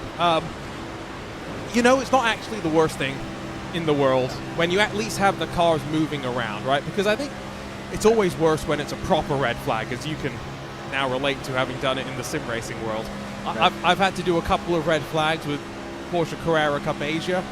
Those are always pretty painful, because a lot of the times we have no idea, A, what happened, because we don't have cameras all the way around the track, and B, we don't know when we're going to go back racing again. So there's a lot of awkward fill time. Although we did one round where it was on a F1 weekend, and that was the best weekend I've ever experienced in the real world, with an amount of data that I had access to for the first time, Derek. It was great. I bet it would be. I bet as a stats nerd, that would be amazing. By the way, we're riding on the board with Seth DeMerchant. A couple of you want to point out, Seth up 14 spots. And you see that bumping he's doing up here into Matthew Morton. And again, he's pushing the pusher. And I keep pointing out to you, that's such a new thing for us oval drivers. It's not new that you can do it, but it's new that it's successful in iRacing. As we're now going to watch back here from Nicholas Roman and watch see if he wants to do the same thing. But something else to note, while the times are not improving in that second pack, Arjuna, there's so much positivity coming out of that group where Garrett Maines and Rocky Boy are just saying, guys, we got it. Like, you guys are finally getting it. We feel like we're making progress. And so while the numbers aren't matching the positivity yet, if you listen to them, you'd think they're gaining like a mile a minute. Well, at the very least, what they are doing, right, is coordinating. You were talking earlier about how some of these drivers are remembering what all of the other competitors are doing, when they're helping, when they're not. Same things sort of happening here as these drivers figure out, well, who will they work with at the end potentially, and clearly a decent relationship starting to build, although you know what they say, make fast friends and then potentially lose those friends as quickly when we make new ones. Exactly, when we get to the end of the race. You don't need friends in victory lane, right? That's what they say as well, I guess. Yeah, there's a few drivers who subscribe to that theory, I think. But at Daytona, you'll need them to help you get there, at least to a certain extent, and then you'll use that up. And we'll see that probably later in this run, if or when this group bunches back together. You'll see people who kind of will use one another for a draft until you're no longer needed, and they'll dump them in line, and they'll find new friends. Oh, someone's there out of line. That's a choice to pull up there. And again, I heard the words extremely hot from Charles Wembley, so that's exactly what we talked about earlier. Those engines are getting hot. The problem is every time you do that and you pull up because your engine is hot, you minorly break that draft and you slow that lane down. That was Adam Blocker in the grabber blue who pulled out of line. That's Garrett Maines in the number 2 that pulls out of line. And yeah, you're right. Lost another chunk of change. I think with the momentum losing out very slightly. Arjuna Kankipati alongside of Derek Watson in the RaceSpot TV broadcast booth. Glad to have your company here on a Friday evening on what is going to be a busy busy weekend in motorsports. Of course, with NASCAR racing here in the real world. I heard it was a fantastic truck finish. Me and Derek will get to watch it once this race is in the books. There's also WRC in Sweden. There's some Formula E action in the Middle East. And oh yeah, they've been testing some Formula 1 cars out there as well. And plenty of excitement about that. But the one I'm most looking forward to this Sunday, leading to the next of our iRacing special events in a couple of weeks' time. Derek, it's the return of the Bathurst 12 Hours. Yeah, a great event in real life, a fun event that happens in a couple weeks in iRacing, but you'll see it this weekend in real life, and you'll see the some small differences in what you do in iRacing. You'll see some, I think, was it only like 2 or 3 GT4s that were invite only to the event, but mostly that GT3 race of up and down the hill. And to me, it's the most terrifying special event we do all year. I know people want to say that the 24 hours of NURB is the most exciting or most terrifying one. That whole mountain scares the crap out of me. I think I was talking to Lauren Heinrich, and he was saying, yeah, Bathurst is the one that is maybe the most unique of all the tracks. Yes, the Nordschleife is cool. It's one of my favorites, but yeah, the drop over the top, that's what so many will talk about. And yeah, but there used to be a time when that race was multi-class on iRacing. We had Porsche Cup cars racing with GT3s, but I don't miss those days, if I'm being honest with you. Those were chaotic, and we unfortunately had a casualty in the GT4 class in the real world. An Aston Martin tangled up with one of the GT3 Porsches over the top of McPhillamy, seeming as though that is a chassis write-off for the Aston Martin GT4. Question in chat: is this the lead pack or all on the lead lap? We're watching the second pack right now. Charles Wimbley's dropping back in line. This is the leading group with 80 laps complete. Bottom right corner of the screen, you can see the 3 distinct groups that we have, because 26th through 30th or so, they are slightly in front of the likes of Cody Porter and Wyatt Gray, but our leaders could have some traffic in the next handful of laps. And it's very interesting, because I was watching the times last time by Arjuna, and the second pack is faster than both other packs right now. The second pack was in the 45s last time by. Your leaders are in the 46.1, and that last pack's about in the 46.3s. So that second pack has figured it out. That they're right. They have figured something out. It's not a lot of a game, but they still have, 118, 119 laps to figure this out and get up there. So it's the battle from 9th on back. That's that second pack we're talking about. That's Nathan Harper, Rocky Boyd, and others. And they are, they're almost a half a second faster last time than our lead pack. And they are really coordinated right now as well. I think that's what's so important. In the green for the last handful, and another 2/10 shaved on lap 82, closing in on the halfway mark. We're also closing on about halfway through the fuel run. We had green flag pit stops 24 laps ago.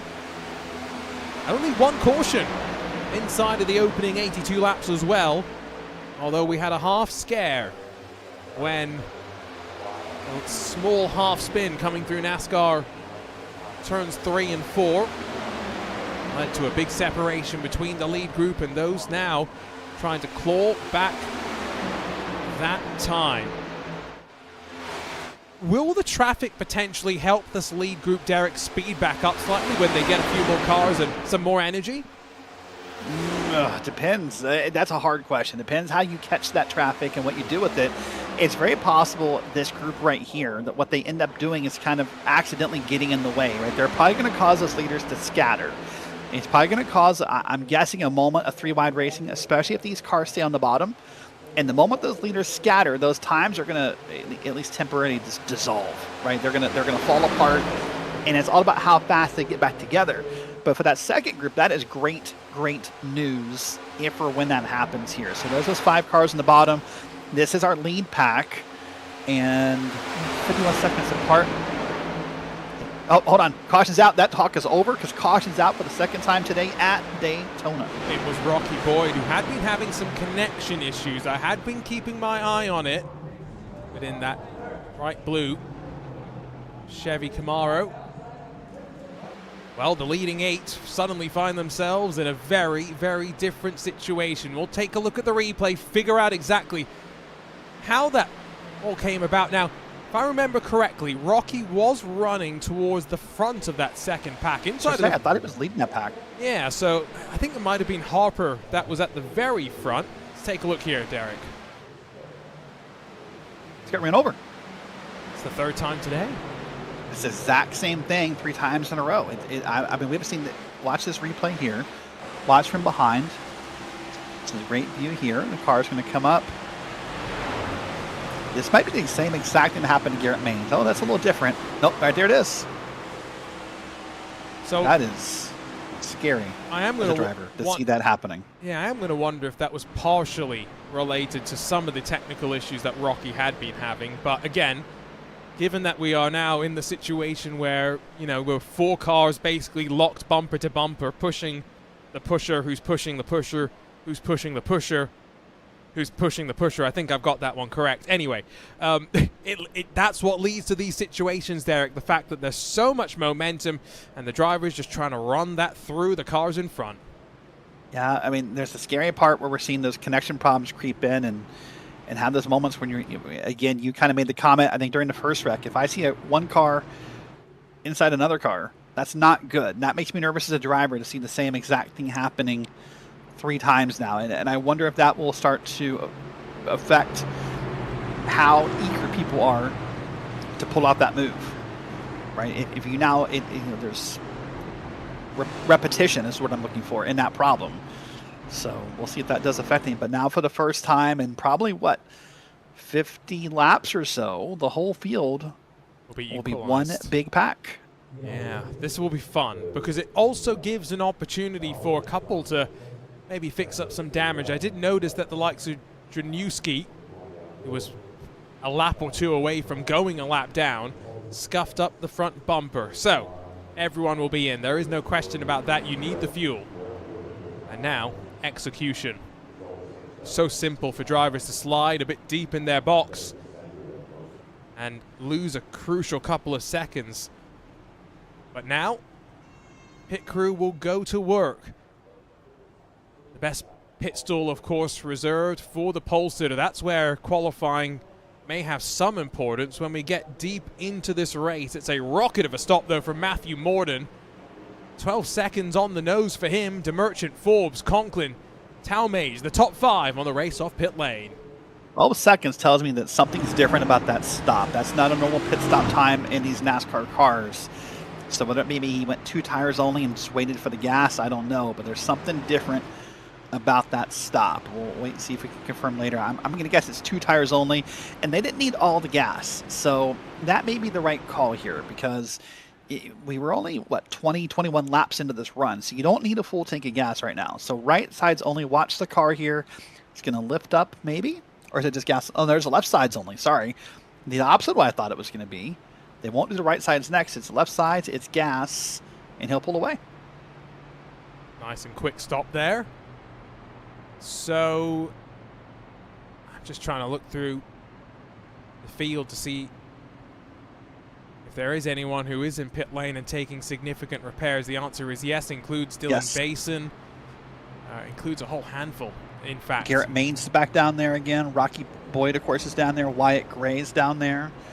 So, yeah, there's a few of them. By the way, Yuma Yao in the 7 car was your lucky dog that time. They had just gone a lap down and not too long ago.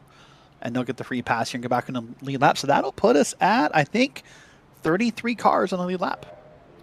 Rocky, by the way, has apparently said in voice chat they would like to thank their internet provider. So I think does lend some credence to the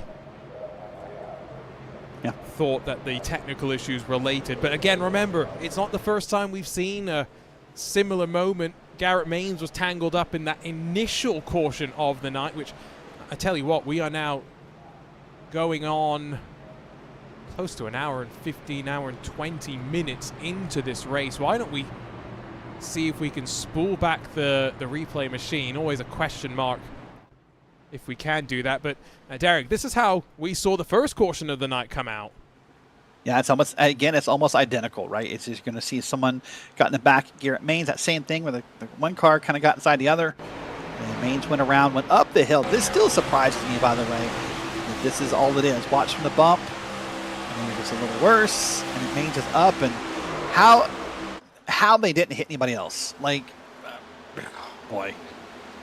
I mean, give credit to Maines for keeping it up on that wall when it could have been quite simple to slide back down, but the field did a good job of ducking down low and avoiding chaos. But we are 2 by 2. We are ready to go. 2 cautions inside of the opening 88 laps. How aggressive are these drivers going to get now, Derek?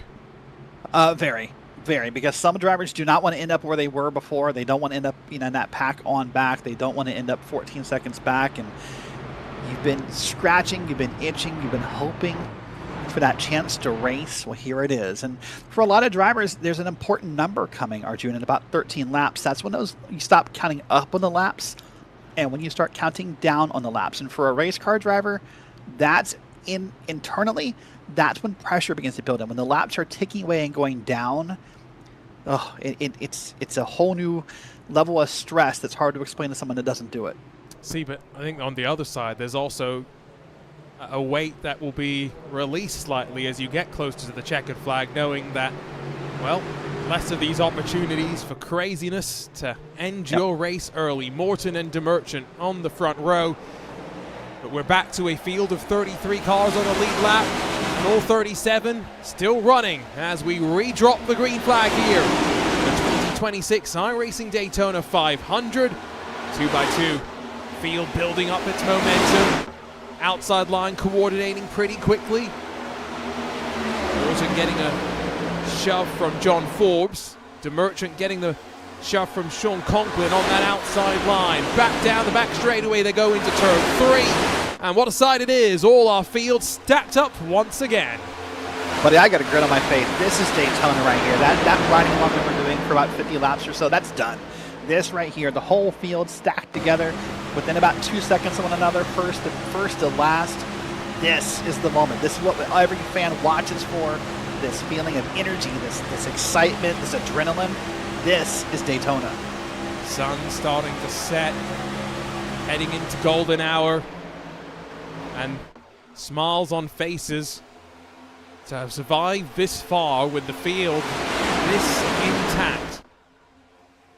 Getting close to the halfway mark of this race, we'll also start to potentially think about fuel saving in the opposite direction.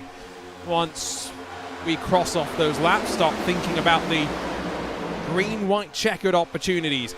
Outside line needs to form up once again. DeMerchant's cut down low and being pushed by Matthew Morton. First car up high. It's Sean Conklin all the way back in 7th.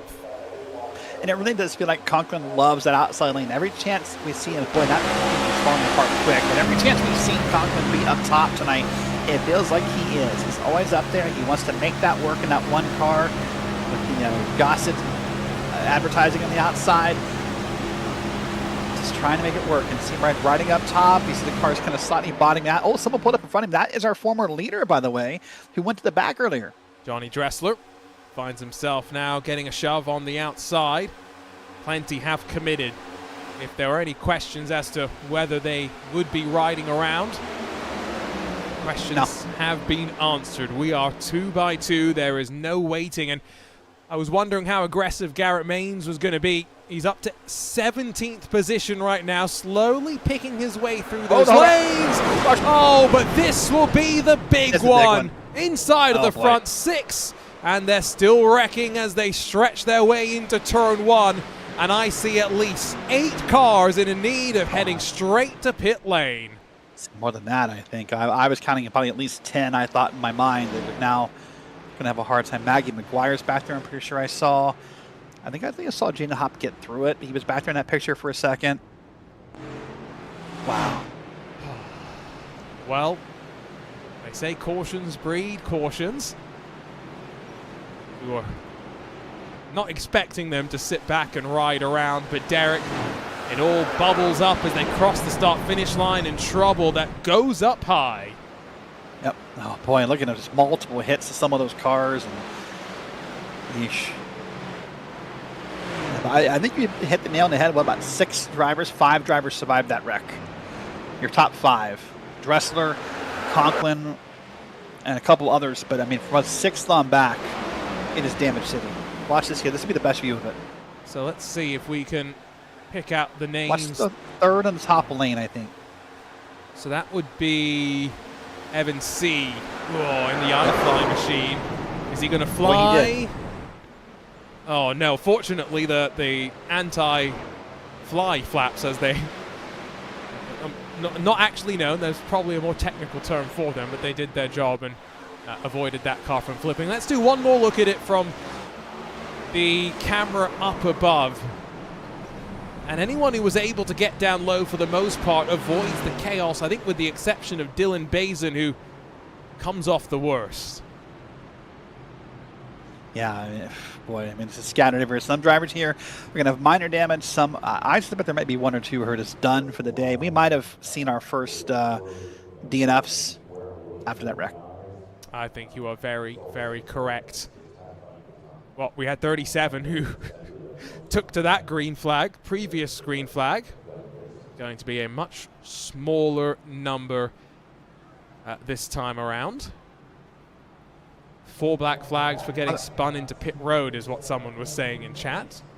I heard that. I heard that in iRacing radio. You got speeding, you got probably excessive speeding, unsafe pit entrance, unsafe pit exit possible before you're looking at here. But more drivers down pit road. They're going to try and cap off that fuel. You talked about earlier, people needing a fuel save. It's less with every pit stop, right? We're 10 laps later than his last pit stop, so why not put more fuel in? We do have plenty of tires, so you could also throw those on if you wanted to, but not really expecting that. And indeed, no jacks lifting either side of the car up. Race off pit road. It's very close between Sean Conklin and Johnny Dressler. I think Conklin just about got the nose in front. Then Kohlmeyer, Mains all the way up to 4th. Tanner Love, Aaron Bruner, Isam Arabi. That's the first time we've seen him in the top 10 alongside of Aaron Bruner. Landwehr, Atchison, and Gallotta. That's the top 10, and plenty of drivers who have stayed out of trouble and are up now double-digit positions into the top 10. Yeah, that's what it takes sometimes. A little bit of patience and some wreck avoidance, and you can find your way from the back to the front easier than making any passes. But that wreck avoidance is not as easy as it looks. There was a couple wild rides in there where people just had to avoid it or had to stop.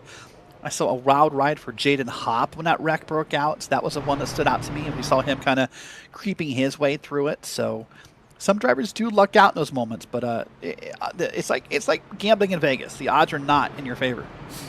At least we didn't necessarily have ARCA brakes. I think for the most part people were trying to wind themselves down.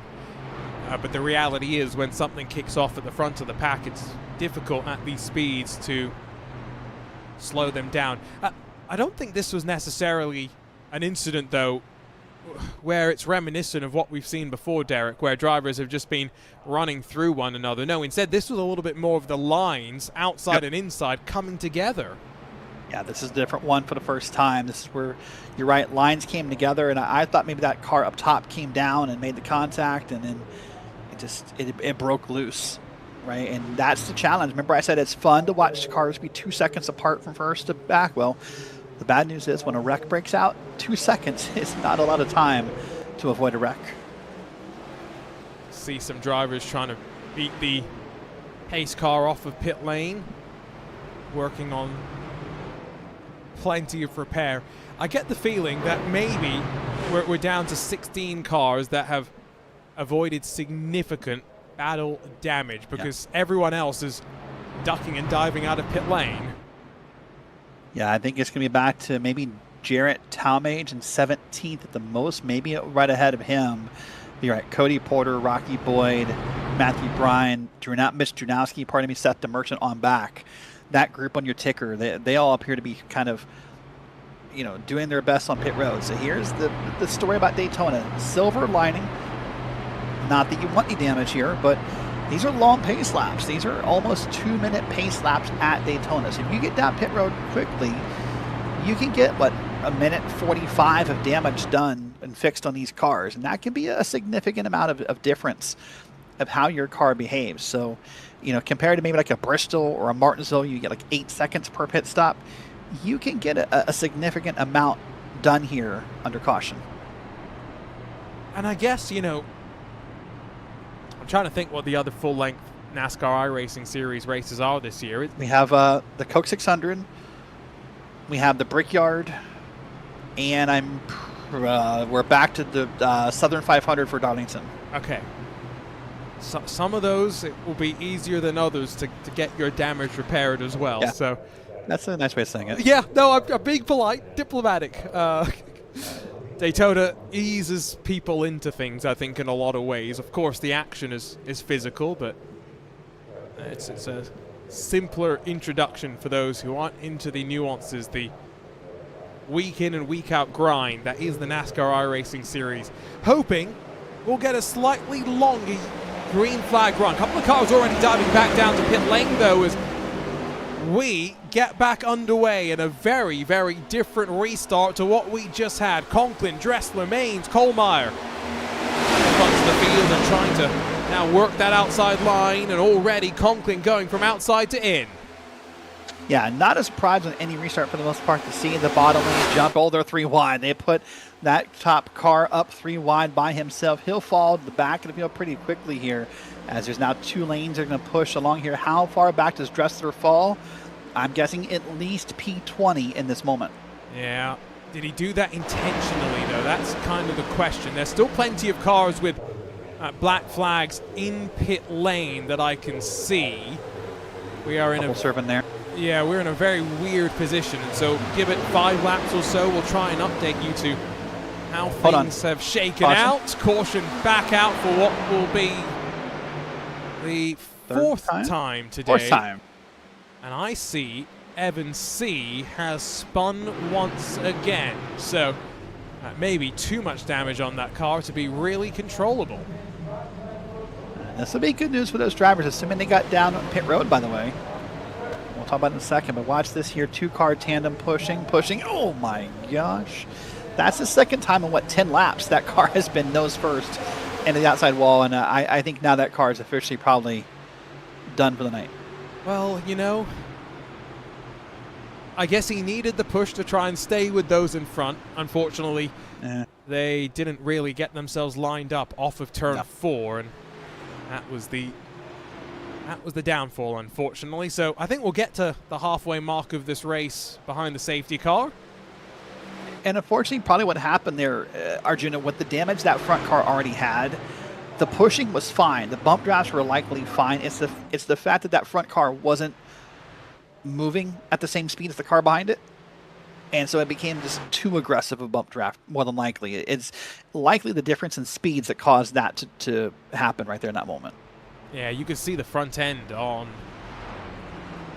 C's 26 was still showing those battle scars, so not optimized in a straight line. And I assume it's similar for the Daytona 500 as it is for the Indy 500, where these teams in the real world, you know, they have special cars which special aerodynamic properties. They'll never tell you what makes a fast super speedway machine, but they're always the golden samples, if you will, of the machines that they'll rotate around. And so slippery in a straight line.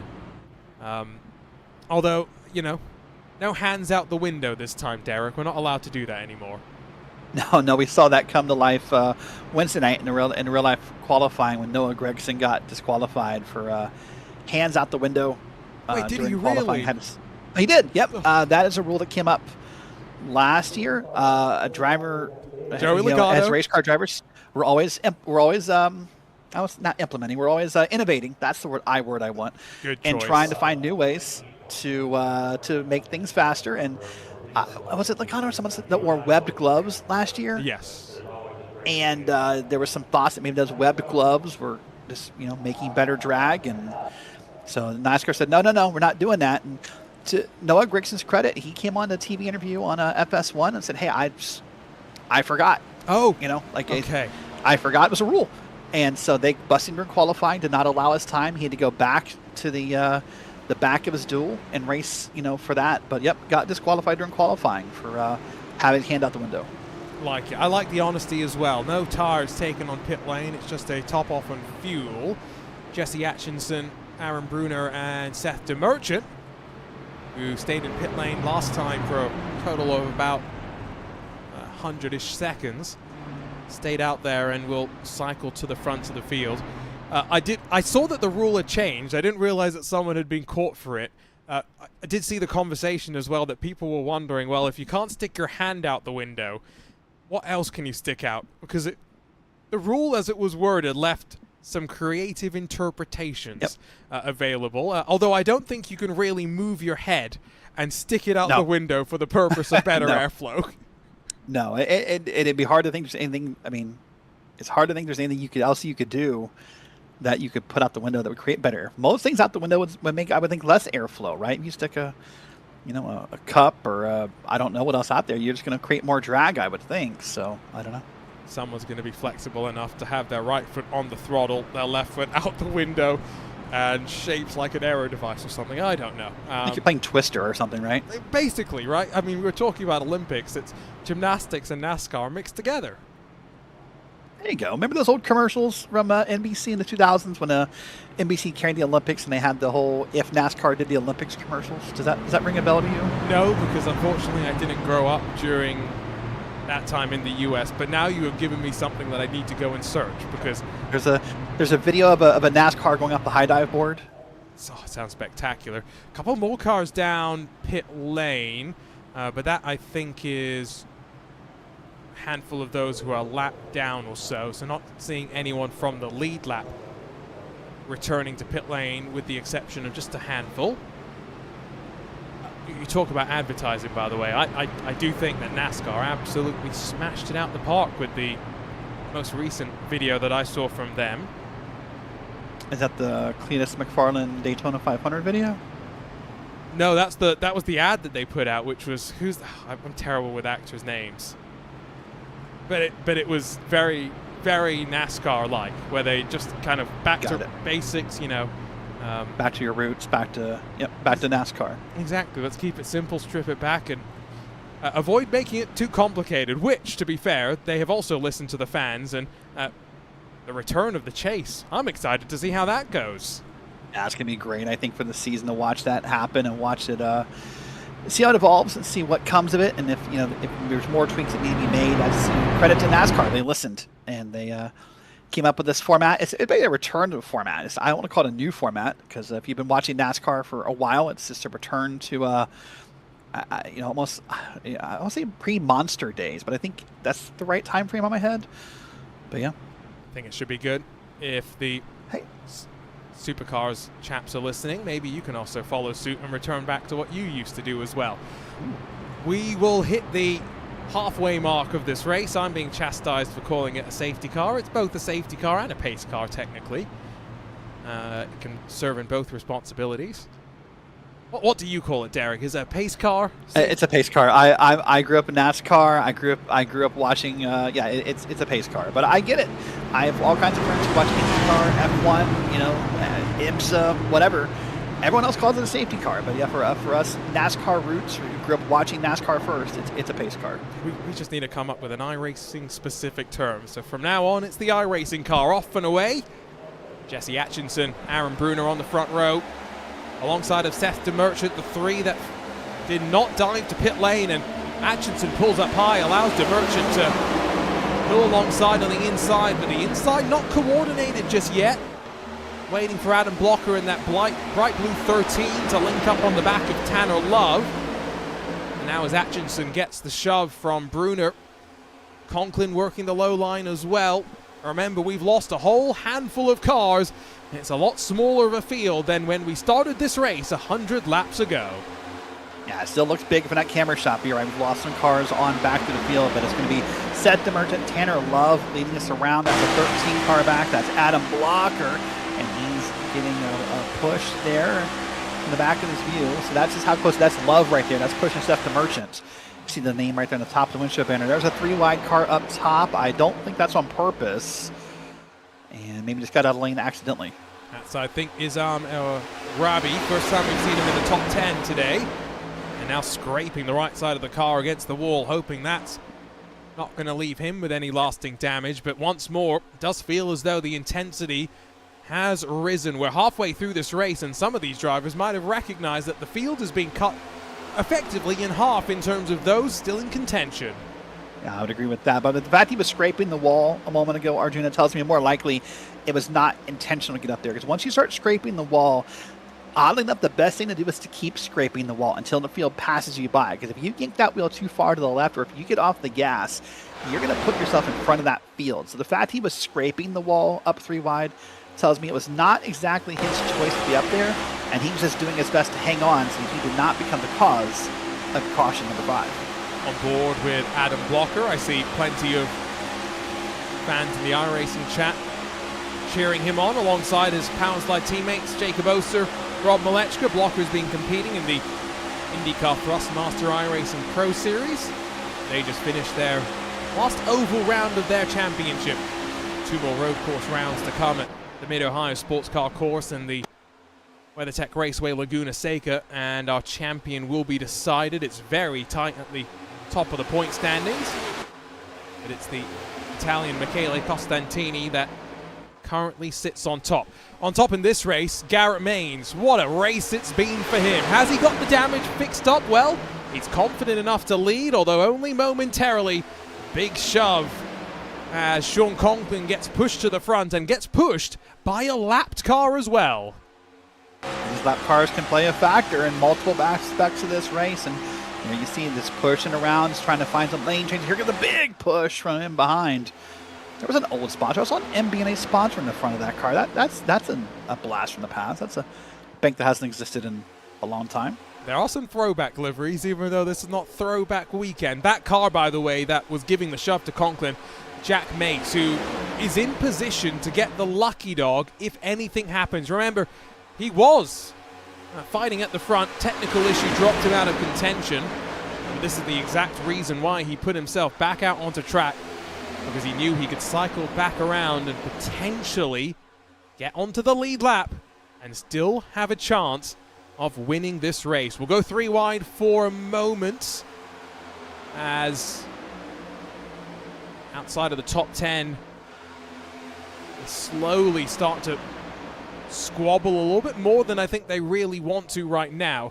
This is still a big leading pack, about 30 cars strong, even though a couple are a lap down.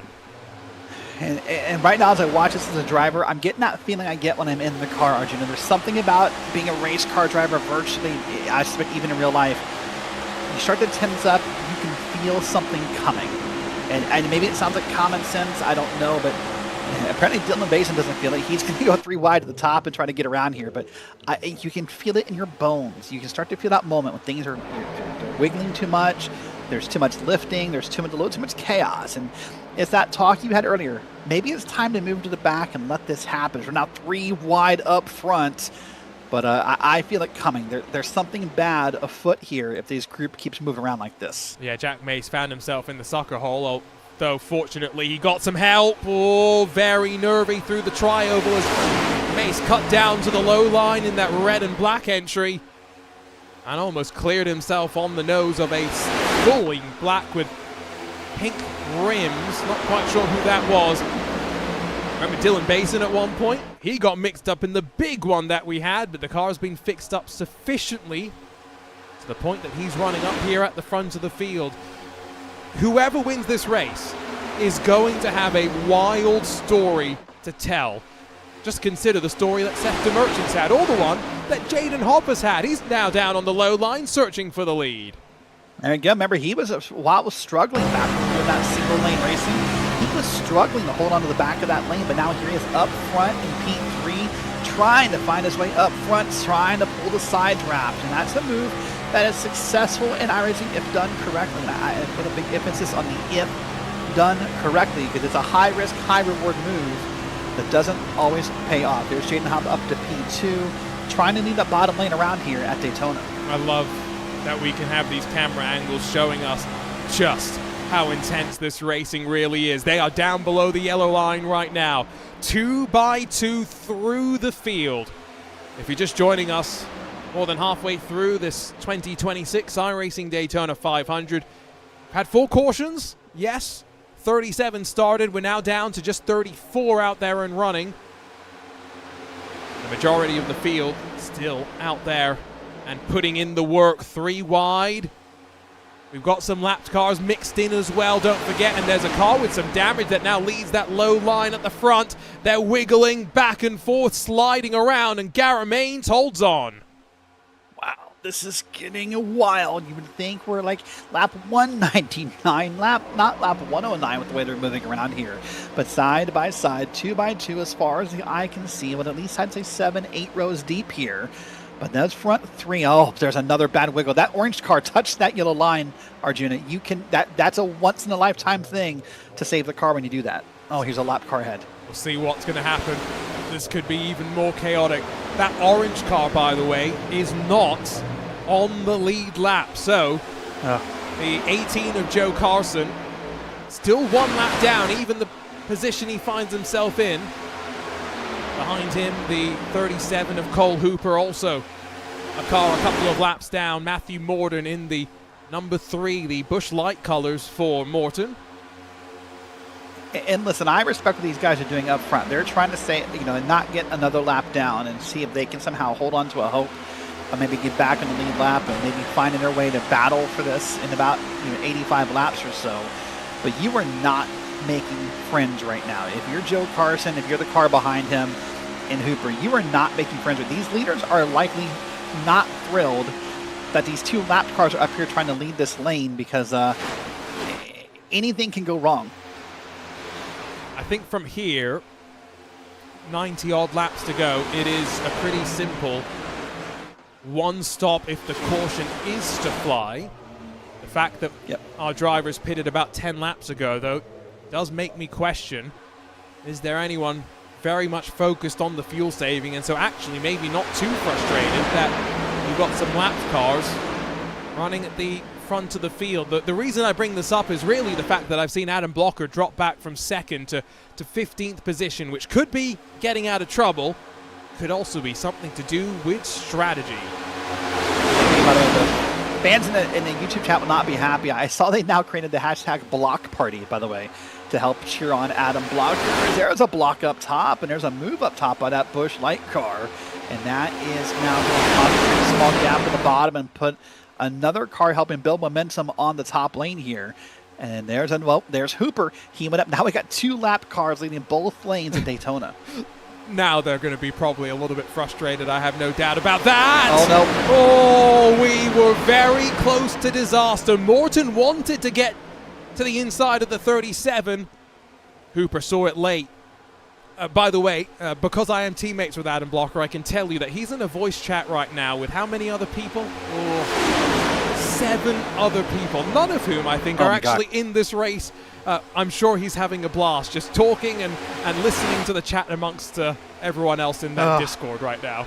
That stresses me out thinking about it, by the way, as a driver. Oh my gosh, okay. Oh, the chaos. And 2 of them are streaming. I can tell you that. One of them is streaming sailing. The other one is streaming Bathurst. So only a partial... Sailing? Yeah, we're an odd group in my team. What can I say? I guess so. Well, up front here, this is a new leader, by the way. This is Shane Kohlmeyer, who's come up with the 23 car and now led a lap. I'm pretty sure Arjuna, for the first time tonight, is at 30 spots here, has found his way through the draft. See the iRacing logos on the back of that car there. Having a good run. Now we got, I think it's going to be Kohlmeyer, Morton, DeMerchant is in 3rd, but he's not in 3rd in lane. There's still Hooper and others in the mix here. So now the bottom lane is getting lined up with those 2 lap cars up top here. So things are starting to come into their natural order, so to speak. Sun continuing to set. By the way, that's going to be difficult for these drivers too. I don't know if we're there yet, but we're going to get to a point where that sun back there is going to beat you in the face out of turn 4. And if you're back in this pack, if you're 4th, 5th back in line, it is hard to see where everybody is out of that corner. Especially if you're in virtual reality. If you're in triple screen setup or even just a regular single monitor configuration, there are things that you can do to make your life easier. It's a lot more difficult when you've got the headset strapped onto your head. Something that we've seen plenty in the IndyCar iRacing Pro Series, actually. There's 3 cars up front, a bit of separation now, but realistically, it's not really changing too much. Lap cars are actually bringing Sean Conklin into a couple of car length advantage for the time being. There's no point really getting excited over anything that happens right now because only the last couple of laps are of consequence. Yeah, the good news for Conklin is that the field didn't really swallow him up with that lead. That's what can happen at Daytona. If you get a lead like that if you're Conklin, there's no reason why that bottom lane couldn't have just went on around and rode that draft and just kind of pushed him back in line. But they all held their spots here. They did the polite thing, and we're still status quo. Here's Jaden Hopp, by the way. I said a great league racer I'm aware of, a youngster, by the way, up here battling with some of the best in iRacing. Behind him is Steele Langford, who's, ahead of him, pardon me, Steele Langford, who's up 10 or 11 spots, depending upon the moment. And I gotta say, that's part of the fun of Daytona as well. That ticker on the left side of your screen, Arjuna, those green names means you're up a spot live. Those red names mean you're down a spot. Any lap you watch at Daytona under green, there are names moving up and down that ticker at all times. No one stays the same from lap to lap here as a whole, not the whole field at least. And this is why we've had conversations actually about how frequently we should update the tower, because the real world, they have timing loops every set amount on the track.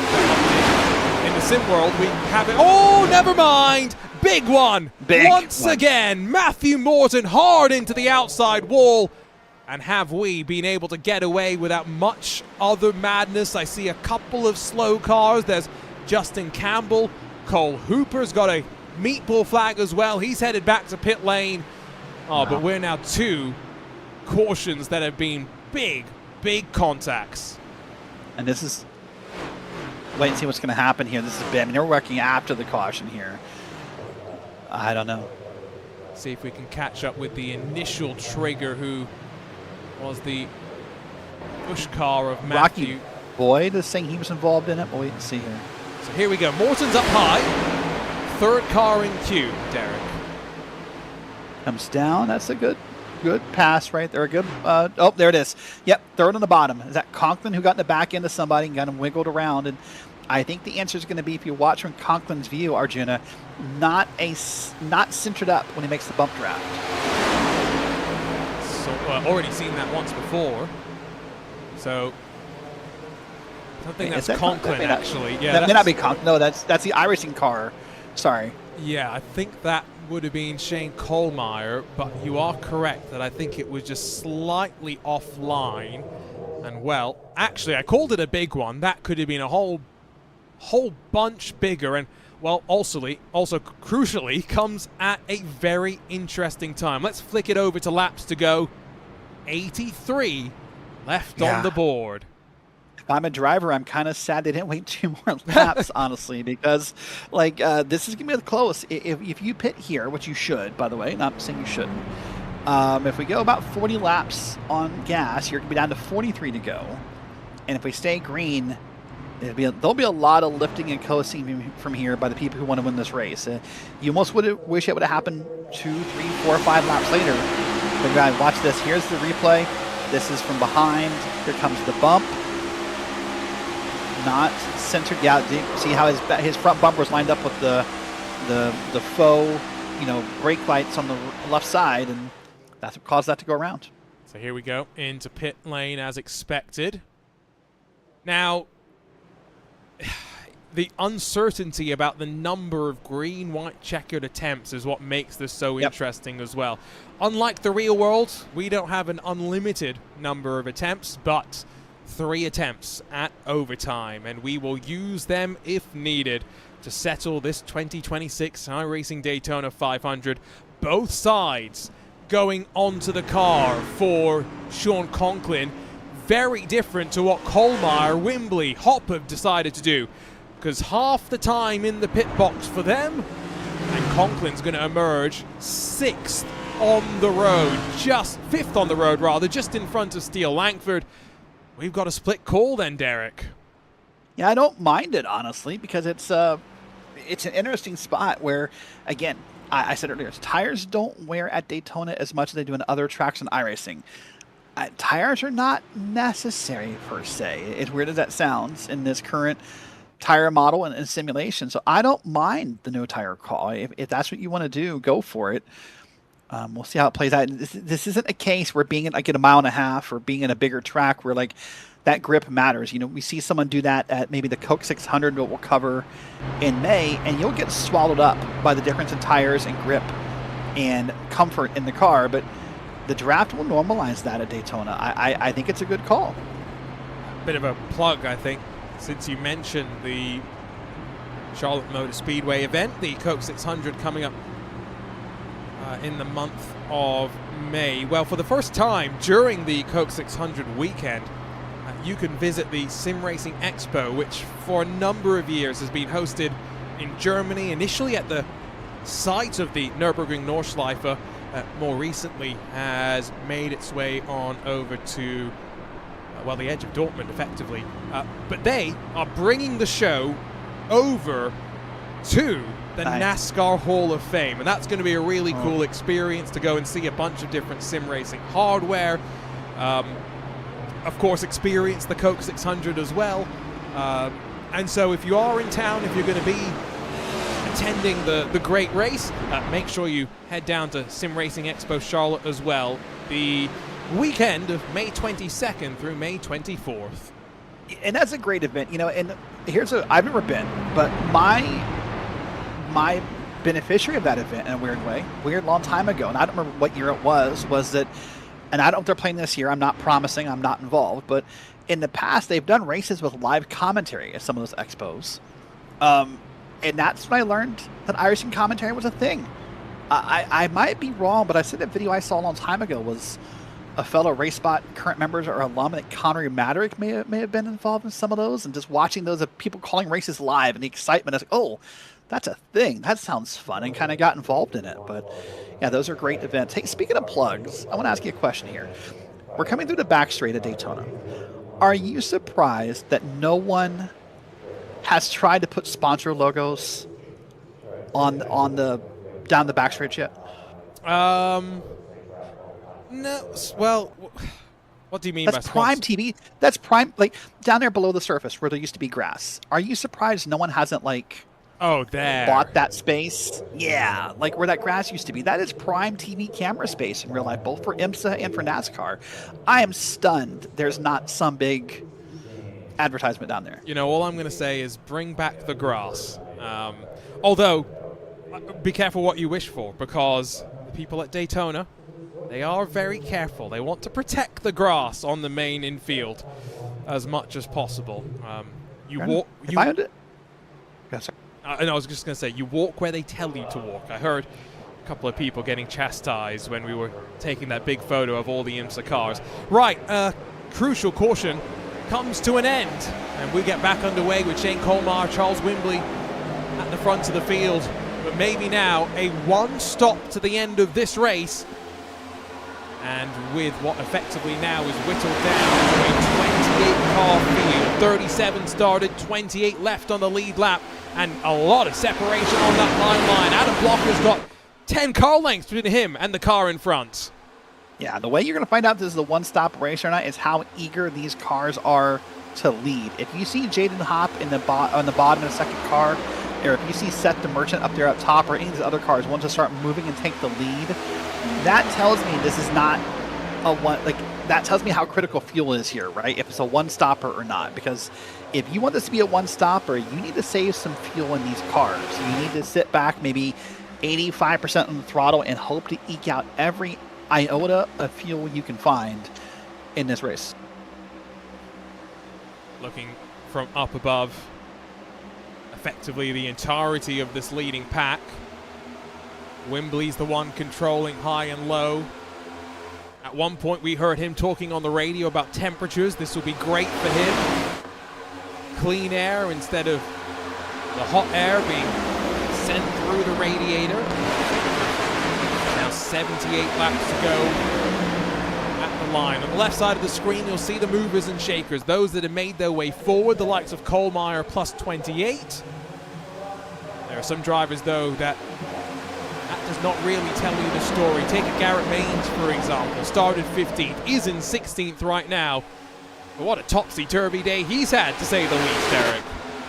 Yeah, up and down, involved in a wreck. And still, I think, knows he cannot lead laps. That was a conversation during the last green flag run, and they were saying, hey, Garrett, you probably can't lead the lane. He's, yeah, I'm figuring that out. So he's now aware of his situation and what's going on. But up front here, it is going to be a great battle with Steele Langford, who we saw, remember, in that bottom lane about 5 cars deep earlier, is now up leading that top lane. Boarded Blocker, who's bridged that gap on the outside. Gives a shove to the back of Nathaniel Landwehr. And I think at this point, Langford might be able to slot down into that low line on the run up towards turn 1, but he's getting such momentum from the outside. It's not just him. Landwehr is able to go as well. That's a really interesting sign as we continue to download our data, fine-tune our algorithms, and figure out what we need to do on the run to the checkered flag at the end of this race. And I want to come back to a topic from earlier about data. Right now, there's a lot of data being handed out by the drivers to one another. So we saw, for example, we saw Langford come down and just, move down that lane. Who did he move with? Did he leave one on up top? Did they not wait for someone to be clear? We're getting to that point of the race with 77 laps to go where every decision you make will benefit you or haunt you later. Who works with you, who doesn't work with you, who leaves you out to dry, who doesn't want to have you push because maybe you're a scary pusher. Every piece of data, it's not just about how the cars behave, it's about how you're behaving in the car and who you're impressing or who you're making enemies out of. Not only was I a scary pusher, I was a scary pushee. You neither wanted to be pushed by me, but you also didn't want to push me. Puts yourself in a difficult position into the closing stages of these races. Walker's gone back up high, linked up with Brunner momentarily. Shifts back down low with Isama Rabi in that purple Yahoo entry. Steele Langford, that green and blue machine, then tucked in behind. And what seems to be about 8 on the high side for the time being. One more joining them further back in line as Blocker shifts back up. Aaron Brunner takes the opportunity to slingshot then down to the inside. He'll take the lead of the race over. And now look at the gap that's formed behind El Rabi. Even though a lot of the incidents have come from drivers being able to get in line, lots of gaps being left. Blocker's left by himself up high. Yeah, he moved up, and then the draft went around, or the line went around him, and he didn't seem to mind. So I wonder if he now wants to fall to the back here and just get in lane and get in line and ride. By the way, I think that car up there, that's Jesse Atchison. I think that's the unnumbered car with the pink rims. If I'm reading my telemetry right, it's kind of hard to tell with no number on it, but I'm pretty sure that's Jesse Atchison now leading the top lane. You are correct. I'm sitting here wondering, the reason why he's got no number on the car is because the number is black. And so it's just very much blended in to the side of his Ford I had not put Mustang. that together yet. No, it took me until I looked at the timing tower. Now, for those wondering maybe where some of the paint schemes are, a lot of drivers upload their paint schemes to Trading Paints with custom numbers. We aren't using custom numbers. We're using their iRacing assigned numbers so that we don't have 5 9s or whatever the case would be. We want to make sure that every car has got a unique number and makes Derek and my life as easy as possible to figure out who is who. Brunner's going back up high now. We are at that point, though, where I think drivers are antsy to be towards the front.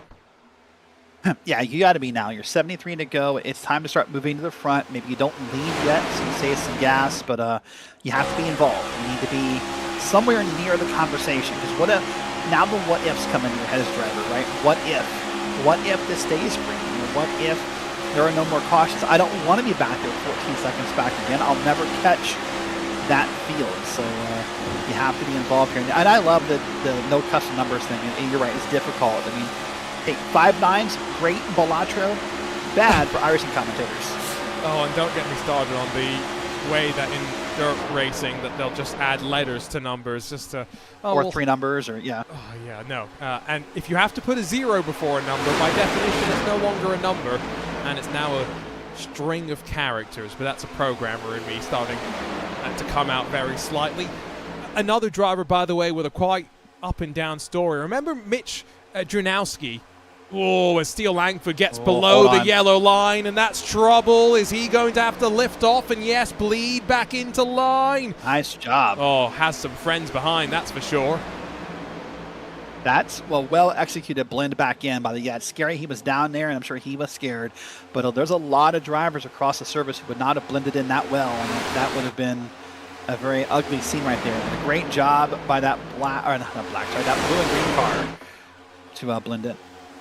And Mitch Dranowski, just when we were having that long green flag run, just about to go a lap down, and then the caution came out. So how quickly things can change. He had a bit of front nose damage as well at the time. Back inside the top 10. A look from up above. Oh, another caution almost from the pushers lining up and causing chaos. Yeah, a lot of chaos. There it is. And that's the blend back in. It happened, and good for him. And watch how he's going to get down, I think, on this replay on the top of your screen here. Watch the... Man, I don't know what happened. It's like he tried... I think he thought he was going to pass the Yahoo car, and he realized it wasn't going to work out. A couple messages from chat, by the way. No, Arjun and I have not seen the truck race. We're here, so I'm going to watch it later, so no spoilers. I don't know. Arjun, you have like 19 monitors over there. Maybe you have seen the truck race. No, I don't know. I'm a bit too focused on... Okay. Oh, to go open the curtain, there's only 2 of us on this broadcast. There's me and Derek, and everything that you're seeing is coming from us. So a lot going on right now, to say the least. A lot going on. Also, a lot of love for Adam Blocker in the YouTube chat. And then NY Vice, whoever you are, suggested that we should have 6 for custom paints, 6 7s. That's not a funny joke. No, children. You see, jokes used to be funny. Like 69, that was funny. 6-7, not particularly funny. They are 3 wide, 3 rows deep. And Seth DeMerchant gets back below Mitch Drunowski. And with 69 laps left to go, I did not plan that, that's for sure. I thought you did. Oh, I wish. I thought that was like, that's good. I wish I had the mental capacity to think of puns like that right now. But when you go 3 wide, 3 rows deep, the willingness to push up that third line, there's a few drivers starting to experiment and being willing to risk it. And go back to Adam Blocker for a second. He's dropped back even further into the queue now. He's sitting in 20th and comfortable down low. Yeah, very comfortable. And again, that bottom lane is getting so long now, I think, because drivers do want to save that fuel. They are planning for that what-if scenario. What if these are green flag pit stops, right? You need to save every droplet of fuel you can find, every gallon, every liter, every oomph, every iota, whatever you want to measure it in, and see if they can save. It don't matter, because we're going to be very tight on fuel if this stays green. There's a bunch of blocking to Seth DeMerchant, and he's getting bumped around, and more bumps upcoming here. And boy, this is just it's getting aggressive. That's Garrett Maines, by the way, that was pushing. And if you notice there, Arjuna, Garrett Maines has got more damage fixing that car. That car looked massively better cosmetically than I thought it did about 100 laps ago. The front end resembles a Camry that you can get off the showroom floor nowadays, which is a good sign. Also great news for Jack Mace, because he is back into the mix, albeit, yes, offset on fuel as we got cars up high and now down low. Scattering they go, and we'll get another caution. There's no question about that. 67 laps to go.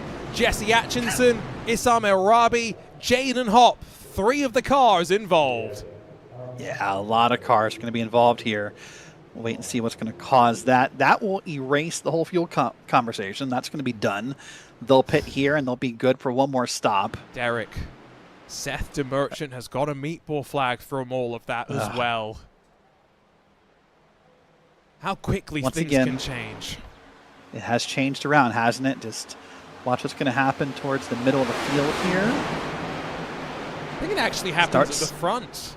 I think there's 2 separate incidents. I actually think there's 2 separate moments that kind of come together. Watch the top lane and watch the bottom lane. Is it all connected, or did I miss something? So it's Joe Carson in the Home Depot 18 that gets shoved, and then... Oh, there it is. Yep, you're right. I think he's going to come up. And then, from there, okay. Yeah, you're squeeze, and then the slip and slide starts. And once again, credit to the field, because this could have been a whole lot bigger than it ended up being. Yeah, some cars going around here. There's the 37. There's Lankford, by the way, just kind of T-boning the 37. That'll be a problem. Some of these cars just through the grass, by the way. Sometimes the best way to avoid the wreck at Daytona is to throw it through the grass. So just because you see someone in the grass here doesn't necessarily mean the worst of things. I'm pretty sure that Yahoo car was okay, minus the fact he just kind of yanked it too hard to the left. So maybe a bruised pride might be the worst damage to that car. Let's ride with Seth DeMerchant and see where he picks up the meatball. It's going to be a spicy one, too. Watch this. He's okay. he's done a great job so far. Not and then, okay. Yeah, the 17, Jaden Hopp. I don't Jaden think Hopp. there's much that DeMerchant really can do differently in that situation. Let's see if the good news, it's not that bad. I know it's a meatball, but I don't think it's that bad. I'm sorry, go ahead. I was just going to say let's ride with Hopp because he was the one that got the squeeze from the Home Depot machine. And I mean, he did everything in his power to try and minimize the impact, but he just couldn't wound it down. And weirdly enough, despite, I mean, a full 360 and getting, you know, pushed up the hill, overall, I don't think that bad of damage for the 17. Like, it's going to be some damage to that car, but for being in that spot, it could have been 100 times worse. One more look at the super slow-mo as we see pit stops right there in the bottom right. DeMerchant. Man, Jack Mace is the one that gets boy. through things, and this actually comes at a perfect time for him because it will equalize him with the rest of the field on the fuel number. Let's see who's going to win the race off pit road. Behind Garrett Maines, it's Shane Kohlmeyer, John Forbes Jr., Sean Conklin, Aaron Bruner, Jesse Atchinson, Dylan Basin, Drunovsky, Campbell, Blocker, your top 10. By the way, I saw it when the laps to go when that wreck broke out, but the 6-7 struck again right there. There's a reason why that's such a terrible joke. Yeah, it struck again. I looked up, I was like, oh, that's bad timing right there. But yeah, the DeMerchant thing, I'm curious to see how long he's on pit road, but I want to come back to that. I mean, the meatball flag, you know, typically I think in iRacing when you see it, we think of terminal damage, we think of broken motors and whatnot. Likely maybe a broken toe link for DeMerchant. He's still down there. I'm trying to move multitask here. Has the meatball been removed yet? 1 second, please. No, it's still there, unfortunately. Still there. Yes. A broken toe link, if that's what it is in iRacing, is about I think a 6 to 8 minute repair required. So under caution, that's what, 2, maybe 3 laps. Not the end of the world, not the best thing you want either. Are they forming up 2x2 already? No, that's just the function of the They're just messing cars. with Yeah, catching back up to some of the lap machines, and we're playing some bumper cars. Yeah, that's DeMerchant. I think calling it quits. He has left the session, and I think a bit too much damage for him to get patched up. Well, we had such a great initial run. The first caution came out, on lap 5, and then we went about a full hour before the second caution of the night. Since then, they have come thick and fast. We have had 5 cautions in the space of about an hour. And we find ourselves releasing a couple of cars back onto the tail end of the lead lap, forming up 2x2, and getting ready to go back racing once again. Yeah, it wasn't like 100 laps ago. We discussed fog and IMSA. We were having to go all the time. It was kind of chill, single file. And then ever since that caution, you know, I think just at the halfway point, it has picked up tremendously here. So, and it's going to get exciting. And we're not done picking up the intensity, by the way. We still got 64 laps to go. We got potentially another set of green flag pit stops to go. We're not done with those. Those will be short stops, by the way. So that'll be who can get on and off pit road the fastest if those happen. And it's going to get exciting from here. We're not even close to done. Not even close. Forewarning, of the 37 starters, we are now slowly culling the field. 5 DNFs. DeMerchant joining, Cole Hooper, Evan C., Nathan Harper, and Maggie Maguire. A couple of those cars, remember, have run inside of the top 5. One small mistake, and not necessarily with those fighting at the front of the field. It can be lap machines, Derek, that can cause a little bit of the spiciness. Certainly can, yep. By the way, you can tell right now that the drivers are trying to keep cool and calm and collected. They're trying to kind of keep loose and ready here. The conversation under caution, 8 shifters or paddle shifters? And they're all kind of comparing back and forth what they use. We were talking about this on the Motorsports UK Cross Car Championship that kicked off this past Wednesday. That car uses a sequential shifter in the real world, but we had plenty of drivers with the Formula rim. We were talking about good old Bobby Zelensky, well known for using Formula rims here on the ovals as well. Back into the restart zone, Garrett Maines, Who would have thought, after taking on damage in the opening caution of the night, is the one that leads us back to green. Behind him, John Forbes Jr. on the low line. It's Colmeyer and Sean Conklin trying to link up high. Highline being the one that's been able to pick up the momentum relatively quickly in the early restart, but the low line now becoming increasingly coordinated. Maines shuffles up high. He wants that speed. It allows Forbes Jr. the chance to get the push from Aaron Bruner. You and I discussed the terms data and science experiments throughout this broadcast. So what can we learn from the racing? This is a great learning moment for Garrett Maines. That car's never going to be 100% compared to the what it was after that first wreck. But right now, is that car good enough to lead? That's the question right now of how does this car behave leading this line? Do drivers get frustrated and just kind of leave him behind? Right now, so far, the answer is no. That is great news for Garrett Maines. And all 32 cars out on track are in this pack. So we've got 3 cars 1 lap down. Colby DiCarlo, Brandon Schmidt, and Joe Carson are fighting to be in the lucky dog position. Everyone else fighting to be in contention at the very end. That is all realistically you are expecting. This race can be cruel as you head into those final stages. One decision could be the wrong decision. Put yourself into the danger zone. Maines back up high. Down low. Colmeyer is going to get the push from behind and challenge back up to turn number 1. But we are 2 by 2 through the entirety of the top 15. Yeah, we definitely are. Maybe a little deeper than that. We're going to be 2 by 2. And Colmeyer right now did a good job, at least on the front straight, of kind of getting a good enough push that Garrett Maines could not pull back down. I think now that's different. Maines now has clear. In fact, the car behind him is also clear. That is Sean Conklin, I believe, in the 1. A little hard to see through the glare. Yep, there it is. It is Conklin in the 1. Maines back up again. He is trying to control both lanes here. He is trying to make sure that neither drafting line gets a big run, because every time he moves up and down, he's kind of affecting the runs of both lanes when he does that. For those wondering where Jack Mace is, he did take some more damage repairs, and so he's a little bit further back on that low line, about 6 cars back in the line. 60 laps left to go. Conklin and Bruner still on that outside momentarily. Conklin covers the low line, pops in front of Maines. And who are the friends? Nice move. Who are the friends, though? Is Conklin and Maines becoming friendly with one another? What are you hearing on the radio, Derek? It's mostly right now about when to push and when not to push. And that's probably a good topic to bring up here. We talked earlier about the changes in pushing, as you see Jesse Atchison basically pushing that car ahead of him through the corner here. That's still a highly debated topic in iRacing right now. When do you push? Some drivers do not love being pushed in the corners. Yes, it's successful, but we used that analogy earlier of risk versus reward. The risk is way higher than the reward of being pushed in the corner if it goes bad. So that's a lot of the talk right now. So I heard someone say, hey, I don't want to be that guy, but can you not push me right now? And I was like, oh, I know what that's about. And I'm sure that conversation quietens down when you get to the end of the race, because drivers recognize that you are going to get pushed when you get pushed. Maines with a big helping hand from Bruner retakes the point. Conklin's going to think about sweeping up high, but doesn't quite want to cover off Jesse Atchison just yet.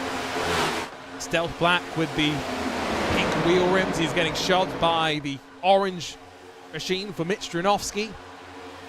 3 wide momentarily. Not sure that's intentional necessarily, and no one else committing to the 3rd line just yet. And what that really did was steal a lot more momentum from the 2nd line. That's now trying to work back to the point of the field. Yeah, doing a great job as that bottom lane. That top lane, that all they need is one good bump. Maybe one car to pull up here in front of Atchison. And next thing you know, they'll be right back in this battle. So although they look like they're 8 cars deep currently, it doesn't take long for Dronowski to push Atchison and some one person, whether it's Bruner, Conklin, Colmeyer, Dylan, Bazin, anyone to pull up here and give them that little extra draft, and they'll find themselves back to the front in no time flat. You can see that Dronowski popping out slightly. And as we sweep out through the run to turn 1, he's just getting a bit of clean air into that radiator. Remember, temperatures. You don't want to run too close to the car in front and overheat the engine. And, well, I wondered if that was maybe some of the thought for those ducking below the yellow line. It seems a little bit uncoordinated. Jack Mace alongside now with Jesse Atchison. That second line dropping all the way back to 10th position on the timing sheet. Yeah, dropping back here. And that's okay. I think they're going to find their way back to the front here. Again, it's just one moment here. That line's getting formed up top, though. And you'll see some pushes happening here. And we'll see when they get up there. Again, still a lot of time to go. 56 laps to go here. You don't have to be up there right now. So a little bit of patience here. But there's a car. We'll start to look out and peek out of it. And every time you peek out of the bottom lane, you're getting a little bit of draft to that top here. And we'll just see a good shot right there of the bumps from the 13 to the 20 as you're trying to move back to the front here. And even just the moving left and right. It's sometimes hard to remember the speeds that these cars are doing around the racetrack, dropping, yes, below 200 miles an hour through the corners, but then the speed will build back up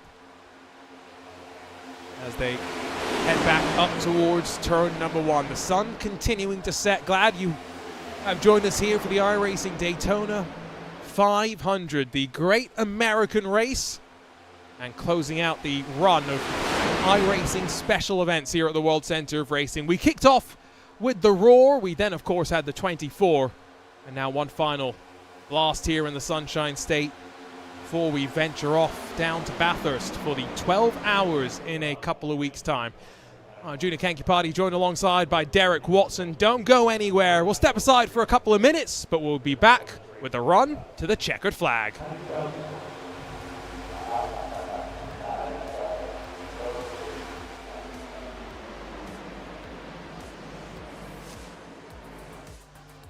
So we've been in Charlotte all week long. It's incredible. The whole industry has really been super supportive for NASCAR 25. We've had 8 or 9 drivers trying the game.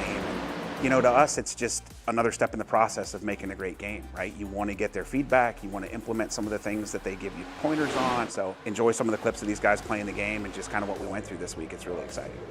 Yeah, it was pretty cool. We just got done playing NASCAR 25. I would say it's probably the most realistic Xbox PS5 game that I've played. I grew up playing all the old games through my childhood, and it was pretty awesome to be able to kind of get on again, and looking forward to when it comes out.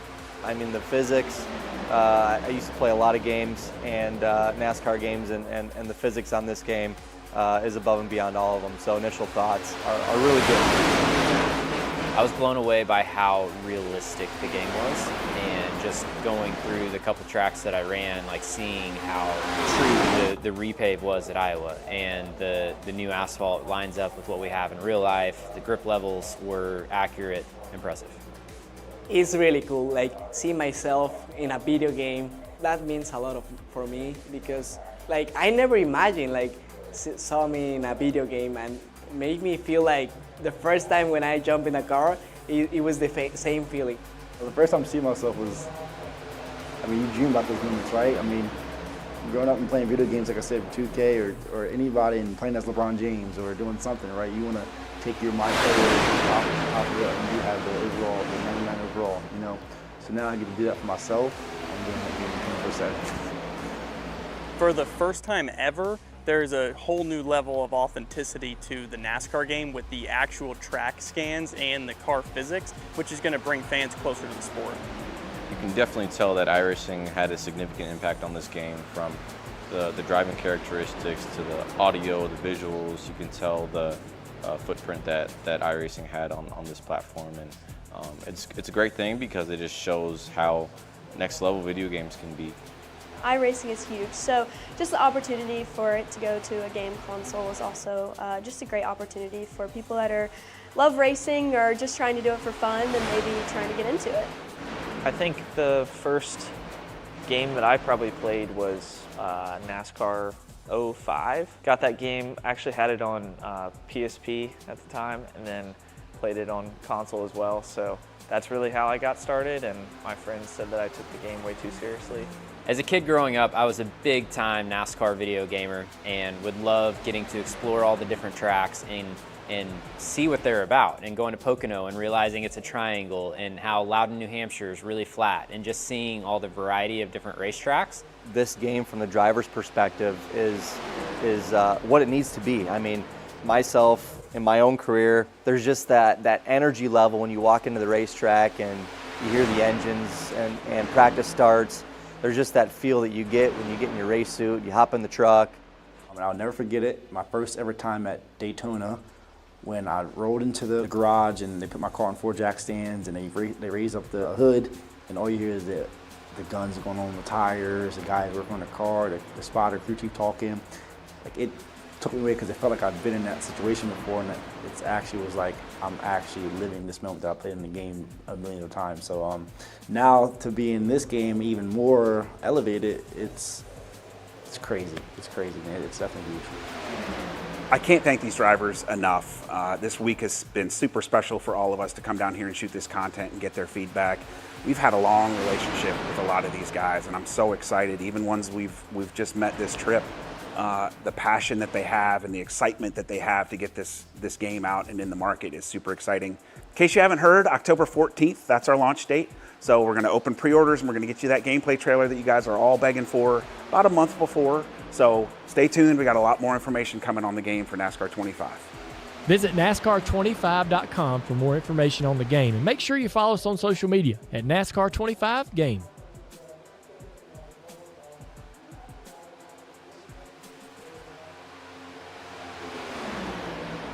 Well, under 50 laps left to go in the 2026 iRacing Daytona 24.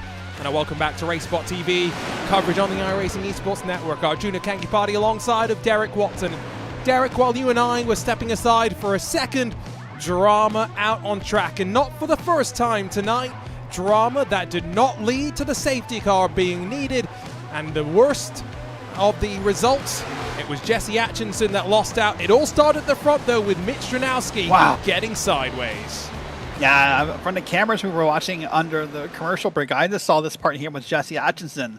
I missed the stuff up front. No caution. Everyone got it turned around. The only car spun was below the racing surface. So, hold on. I say that, and I brought up the word, and it's happened live. So let's now you guys have to look at that here. But I'll tell you, there was some frustrated drivers by that lack of caution right there. But now we are officially under yellow with 47 laps to go. And we'll see if we can figure out the cause for this caution. But because Jesse Atkinson spun below the white line, it did not trigger the caution in that particular case, as far as I understood it. Safety car, pace car, has picked up the leader. Oh, boy. So Adam Blocker involved here. El Rabi hard into the wall, and then Joe Carson in that Home Depot machine backwards sliding down the track. Like, that's the first time we've seen Joe Carson involved in something this evening. And there's a push in the pusher moment where everyone was not centered up, and that's the bad push right there from Blocker to some basically on the back quarter panel of that white and green car. Sent him on around. Carson likely got the worst of it, honestly. On board with Blocker, who's had plenty of support in our chat. Although that may not have been his finest moment. No, that's not going to get him extra fans, I can tell you that. Definitely not new fans, that's for sure. Well, this is another interesting number at which we get a caution. 46 to go when we cross the line. Fuel window on a green flag run right about that 45 lap number. But 3 green-white checker attempts could color what teams and drivers are talking about on the radio. Into pit lane we go. And now a busy time for the pit crew. Execution from the drivers required. Yeah, this will be interesting to watch what happens here. I think, obviously, the first round of pit stops, full tank of gas. You see the cars coming up at least on the right side for right side tires. Some drivers will only do that. Jack Mace back off front. Jack Mace slid through his box, and so he's going to lose a couple of seconds. Not crucial now. Might be crucial if we get one more pit stop window at the end of this race. But Morton from Wilhite, Conklin from Dressler, Basin, Mains, Vroman, Wimbley, Gray and Boyd, the top 10. And once again, there are some names there that have been through the ringer today.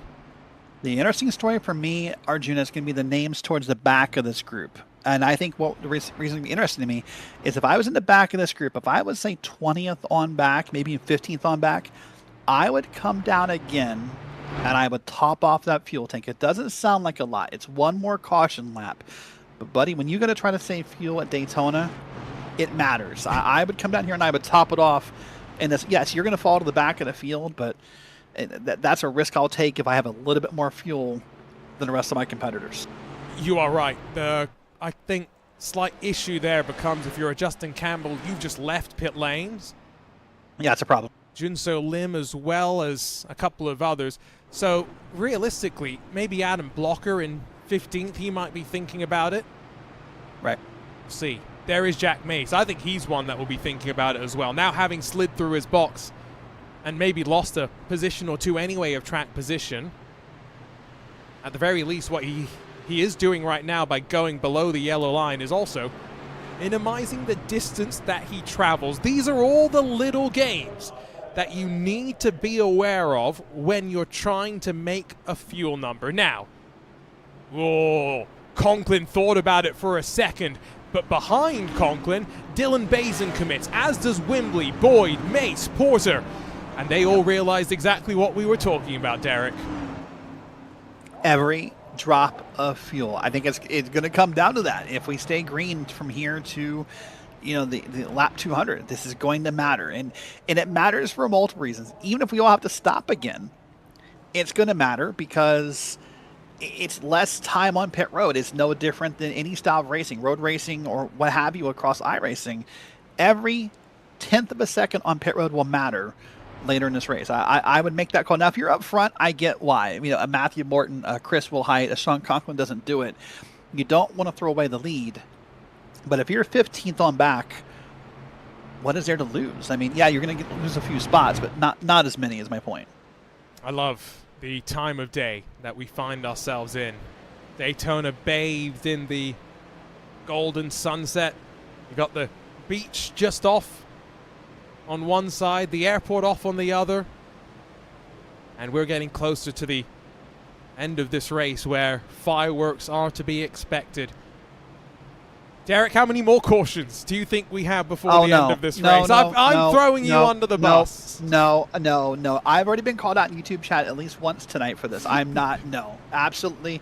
This is like when your partner says, no, absolutely not. I've been through those trap questions like how old am I, or do I look good in this dress, or no. Does my hair look good? No, I'm not. I'm not playing this game. 7 How much do I weigh? No, not doing it. 7 cautions so far. 44 laps to go when we get back underway. It's been a rather fun iRacing Daytona 500, I've got to say. Yes, we are seeing attrition start to play its part. But there's still plenty in contention. 37 started, 31 still running. Matthew Morton, Chris Wilhite, front of the field. We go racing once again here from the World Center of Racing. Single file for the most part, except at the front where they are struggling on that high line to build any momentum.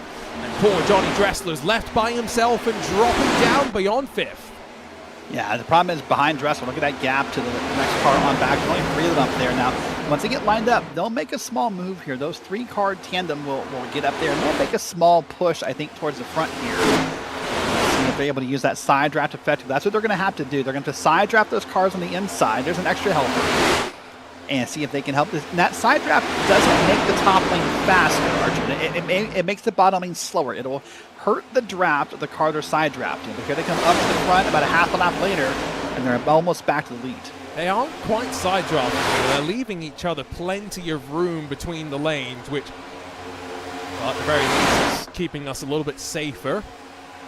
It was really cool, actually, being at the Homestead Miami Speedway with the Prodigy Racing League, where sim racers got behind the wheel of some radicals.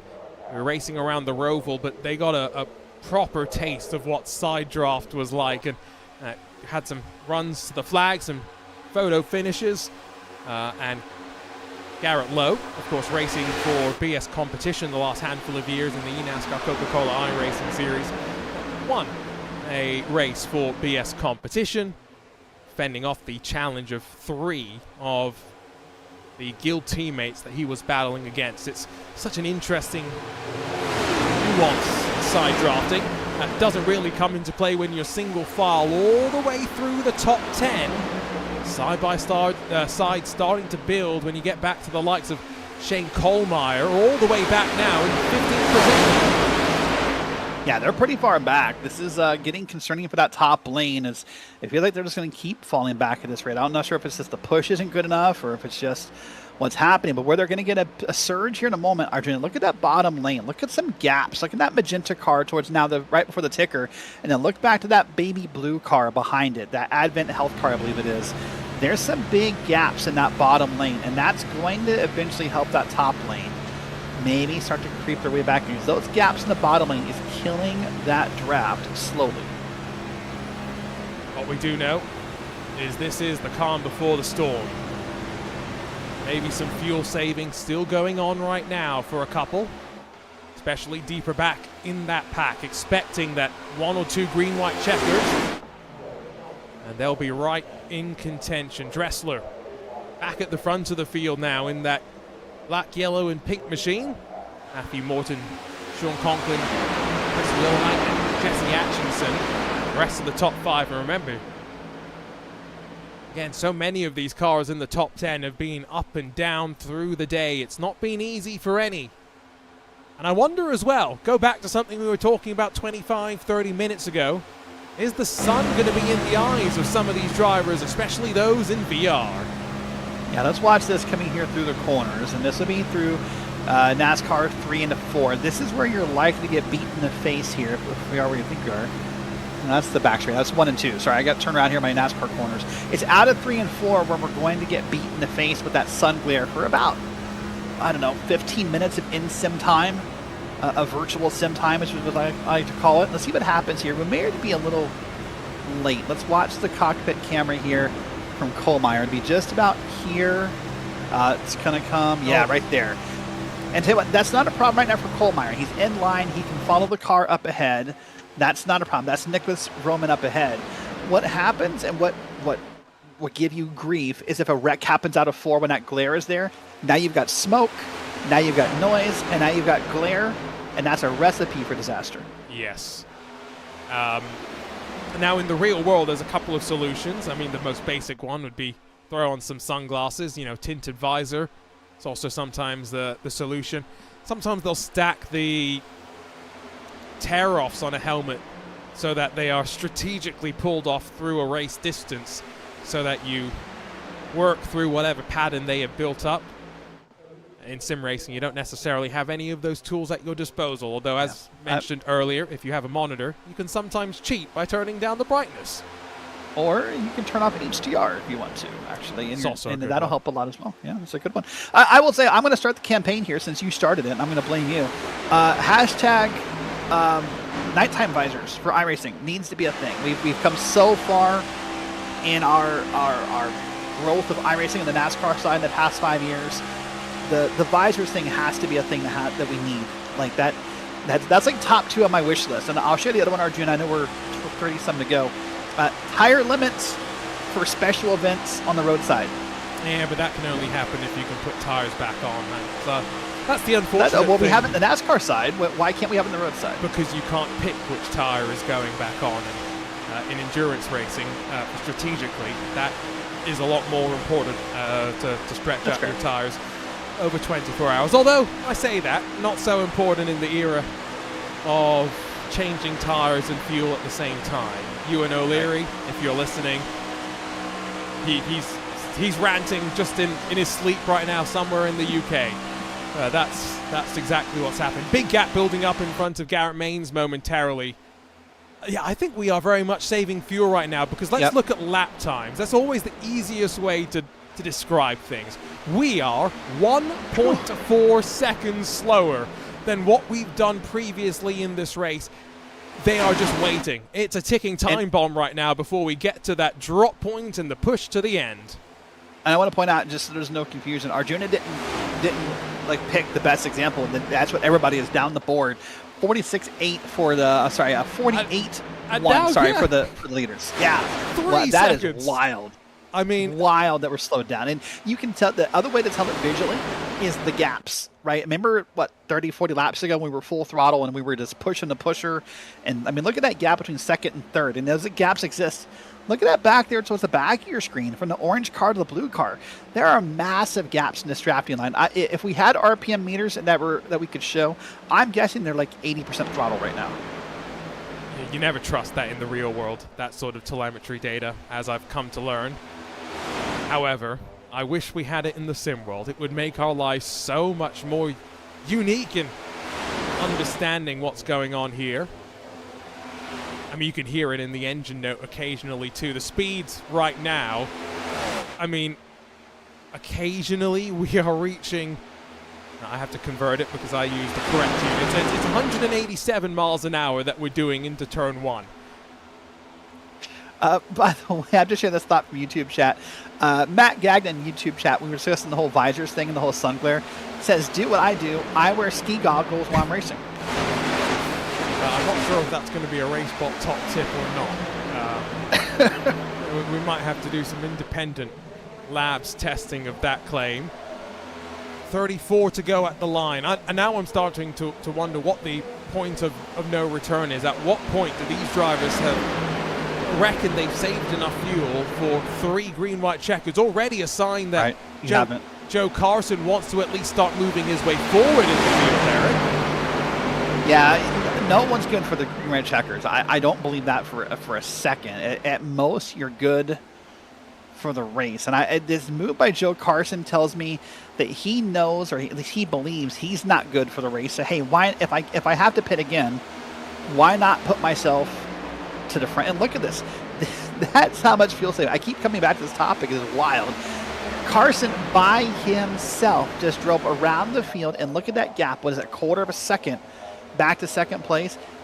That is not something you should be able to do at Daytona. I had forgotten that Carson did have to pit again, so that's a good point. He is praying for one more yellow flag to drop,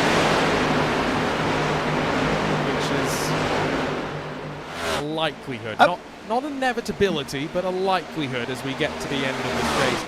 Again, going back to what we've seen earlier, and this was a change in drafting package compared to last year, where you push the pusher and push the pusher in front of him. We've seen at least 3 incidents, not necessarily 3 cautions, Derek, but 3 incidents where drivers have effectively been running over cars in front of them. Yeah, that era is probably over, by the way. Well, I don't think he might have enough gas to go. We've got a spin. It's the 28 of Landwehr that gets tagged. It's below the white line. So for the 3rd time today, we have an incident, but no yellow flag. Someone's got to push that down on the track, so that's the important part. No caution. By the way, there's a car going on around. Is that Jack Mace back to the front? It is indeed. Has he pulled the cord? Now, I wonder if some of the drivers also expected the caution to come out and try to take advantage very quickly. We'll get some lap times in a few moments' time. Last time, drivers in the 51-second bracket. 7 seconds slower, Derek, than the fastest laps of this race. I just still believe if you're Jack Mace, if you're Joe Carson, if you're Aaron Brunner now up in second place and you've pulled the cord, there's a car below the line. If you pulled the cord and you've moved to the front, it makes me think you know that you don't have the gas to finish without pitting. So why not get up front and lead? Why not put yourself in the best position possible? Or you are fearful of something happening like what just happened. You want to be at the front so you can avoid it. Track position clearly is somewhat important the deeper we get into this race. Look at the replay. Oh, Colby DiCarlo. It's very uncomfortable. That's almost like he got out of balance by himself. Yeah, it certainly looks that way. Let's watch it again here. Watch the top lane of the screen. Oh, he got nervous. That blue car came up, and I think he got nervous and then reacted and hit the wall. And it just sort of broke loose for a second there. But here's now more battles. There's Joe Carson. He now wants to lead this pack around as they come up here on a car. They're about to lap in that Yahoo. And this is on Rami. Big damage on the front end of the car, so you'll be hoping he can pull down to the apron and get out of the way. Instead actually goes up high.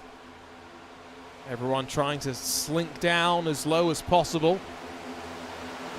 30 to go, and we've still got 28 cars in this leading pack right now. That was slightly uncomfortable as they entered into turn 3. Jesse Atchison not quite linked up on the back of Joe Carson and pushing him square, but we do have a second groove that's starting to build. Yeah, I was going to say, lap times have picked up here. Lap times are now back down to the 49s, even the 48s for some cars like Chris Wilhite. So I think it's done. I think everyone's realized this isn't doable. Let's just go have fun and race, and we'll pit when we have to. There's no point in wasting all that time riding if it doesn't benefit you. To quote Jason Brophy, former crew chief in the NASCAR Coca-Cola iRacing series, mean fuel save. When you're 7 seconds a lap slower, yeah, I think that kind of describes it pretty well. Those days are kind of gone. We're only 3 seconds off, and already speed-wise, I think we've trickled back down to where this might end up being a 52-second lap. We'll wait for them to break the beam, but I am not kidding when I say their speeds are now down below about 168 miles an hour right now. 50.757 the lap time for the leader, and there are some, Derek, that want to move to the front end. This is getting a little weird now, but people want to move to the front. And this gets dangerous, by the way. You got drivers at different speeds with different agendas. It's not exactly multi-class racing, but it kind of resembles that feeling, doesn't it? There's different speeds of cars making different moves in different lanes. And up front, by the way, now it's Brandon Schmidt. He's got Chris Wilhite with him. They've moved to the front as this cycle of cars continues moving on around. And this is going to get interesting. Someone has done this correctly, and someone's going to miss a lot on this fuel strategy. And right now, I don't know who it is. I'm getting word, by the way, that in terms of just getting to the checkered flag, it is 100% doable inside of the next, I'm not going to say how many laps, we'll get in trouble for maybe saying that, but we're getting close to the point where it is full burn to the end. And that doesn't factor in green-white checkers, of which we have 3 attempts, not unlimited, which, if we really let some of the sim racers play around with that, depending on what split you end up in, green-white checkers can be great. They can also be terrible. Be here until tomorrow for some people. Okay. Yeah, that'll be a thing. So right now up front, Brandon Schmidt is the new leader, and I'm pretty sure, Arjuna, the first time tonight Schmidt has led a lap. Chris Wilhite, Joseph Galata. Galata, by the way, one of only about 4 or 5 drivers in this race who has someone logged in as his spotter in the sim. By the way, I was a little surprised that number's kind of that low. Human spotters give you such a valuable piece of info. The iRacing spotters out. So Paul Hill is here tonight spotting for Joseph Galata, and I wonder how much that affects right now all the decision making, having an extra voice in your ear to kind of help make those logic-based decisions. Remember that we are on a busy weekend, both in motorsports, but also for those that have partners and want to celebrate Valentine's Day, so that may be some making Friday night plans and maybe doing something else on Saturday night, like watching some of the racing at Daytona. Comment in chat. Busy couple years for that, by the way. It's NASCAR weekend, Daytona weekend this year. It's NFL big game next year on that day lines up with Super Bowl Sunday and Valentine's Day next year. I might be in trouble next year. Comment in chat that everyone is +4 laps to the good. So that indicates okay. That indicates that we are very close to that point of pulling the cord and pushing. Lap times back down to 47.8 for the leader last time by. Still Brandon Schmidt at the front. And once more on the left side of the screen, see those who have moved their way forward. Plenty up, more than 20. Remember, the strategy was for only 20 of the 37 cars to qualify. And 17 cars effectively said, you know what, let's start at the back, Derek, and try and stay out of trouble. Yeah, it's wild to see how this all is forming back together as this is getting tighter and closer to the end here. Some questions in chat, by the way. Everyone pitted either on lap 155 or 156 last time, so we're 22 laps into this fuel stint here. There on your screen, by the way, you'll see how far up and down everyone is in position. A lot of big movers here. Brandon Schmidt's up 29, Galata's up 23, Jesse Atkinson's up 24. Lots of big moves. Aaron Brunner's up 22, up in P10, by the way.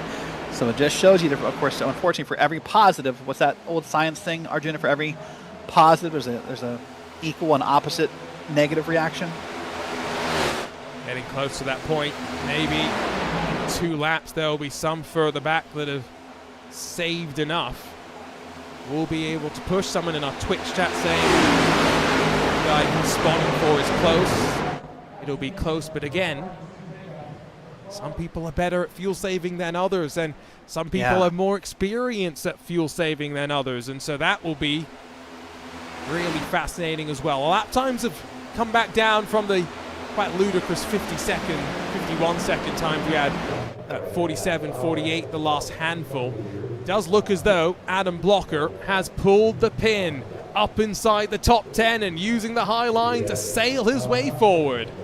He certainly is. He'll pull back in line right there and get back in line and save some more fuel. The problem with the fuel saving conversation and where I'm skeptical, Arjuna, is yes, you have enough fuel right now when you're in line and maybe you're +1, maybe you're +2, but the moment you pull out of line and you're the one in the draft, you're the one without the drafting help, that number is going to rapidly and drastically change on the map. So there might be people who are good on fuel. I'm not doubting that.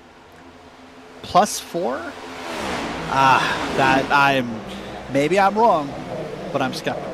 Confirmation that Blocker is good to the end.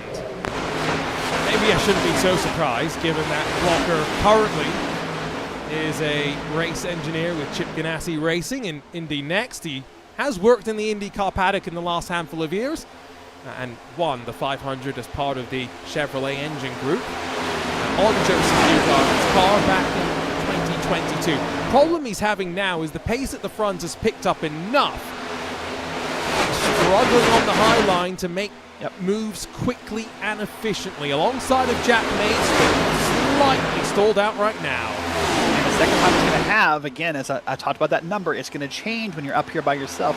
The move he was making before, Arjuna, is he was kind of leapfrogging a couple cars and then getting back in line and kind of saving that fuel.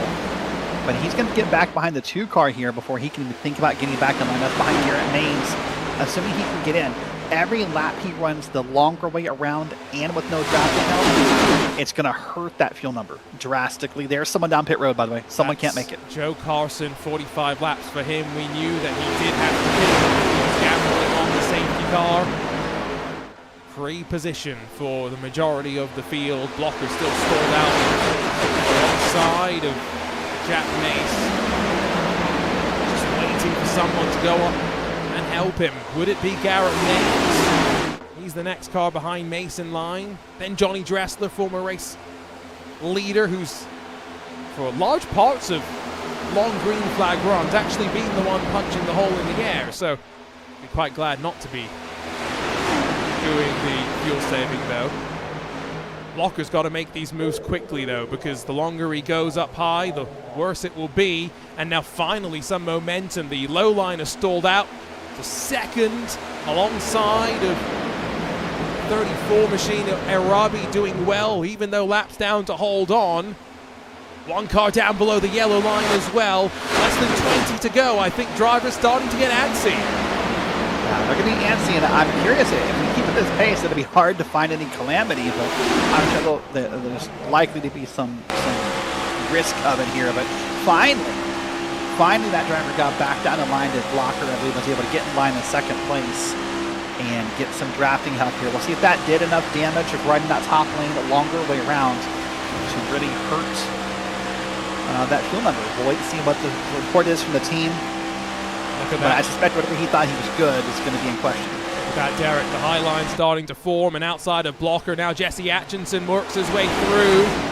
I think a few more are now comfortable on fuel, and Brandon Schmitz had to go and try to block. Jesse Atkinson will cut down low and take the lead of the race. We'll wait and see what's going to happen here. Oh, they're 3 wide. Atchison's that's not Atchison, so that's a black car stuck up top. And they're about 3 wide. Oh my gosh, it's 5 laps ago. We were single file fuel saving. Now the race is on. Oh, it was Brandon Schmidt, and now Garrett Maines in the middle's got the shove. 3 wide, about 5 rows deep, and throw a blanket over them. 18 laps to go.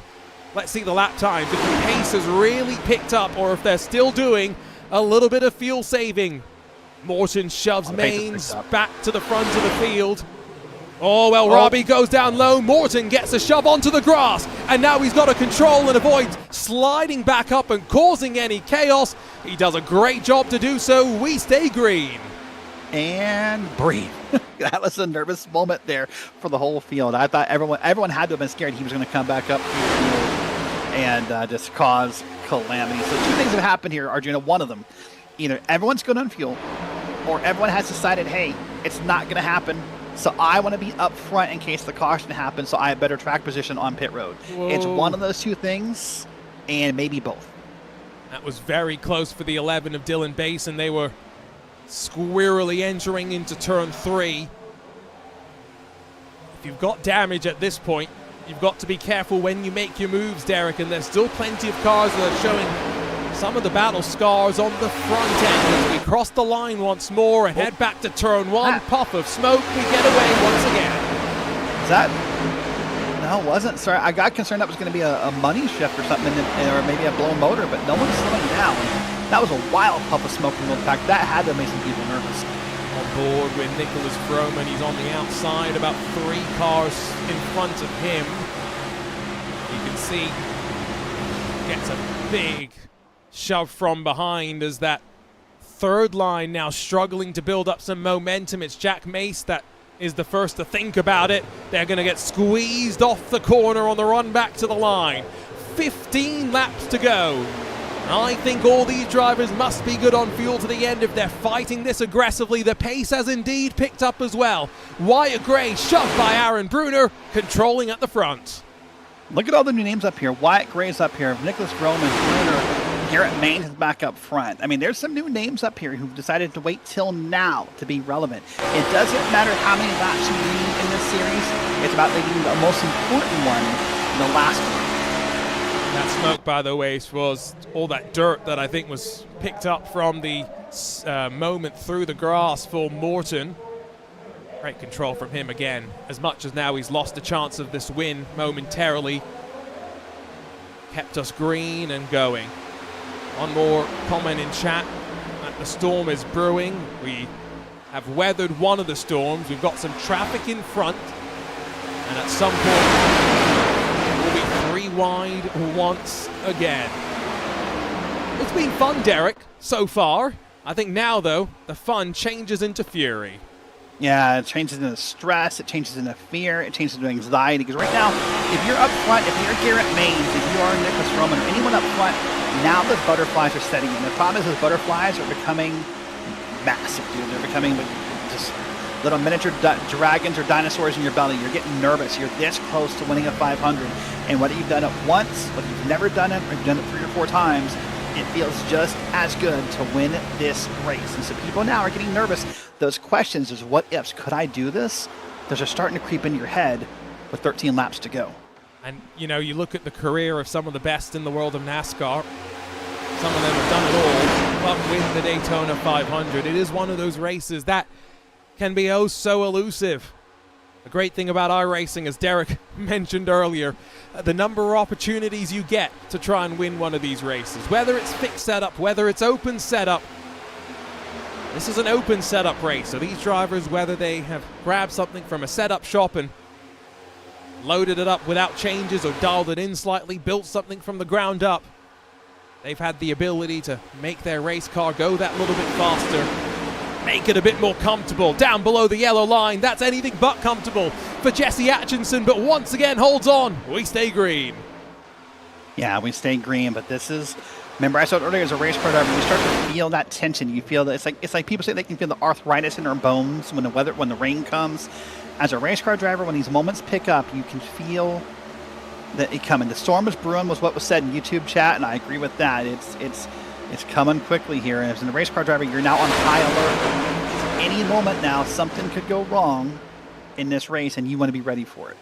And as someone who has commentated on more IndyCar oval racing than NASCAR oval racing, it's always a different feeling when you get to the end of these races, knowing that the overtime is to come, and there is no caution that can end the race. This is that third and final attempt at a green-white checker. Maines shoves Roman up high, now in the third lane, but by himself. Maines wanted the push from Wyatt Gray, but Gray gets down low. 10 laps to go next time by. It's Gray who now loses out slightly as Jack Mace gets the shove from Conklin, who's back up front once again with his teammate Dylan Basin behind. We use the term overtime to green-white checker, so literally, hold on, we're not there, but for Garrett Maines and the other drivers to borrow that phrase from our commentator Evan Pasoko, our friend of both of us, that point of no return. That's a phrase I learned from Evan a long time ago. For these drivers, they feel like they're there. They feel like it's now or never if you want to win the Daytona 500.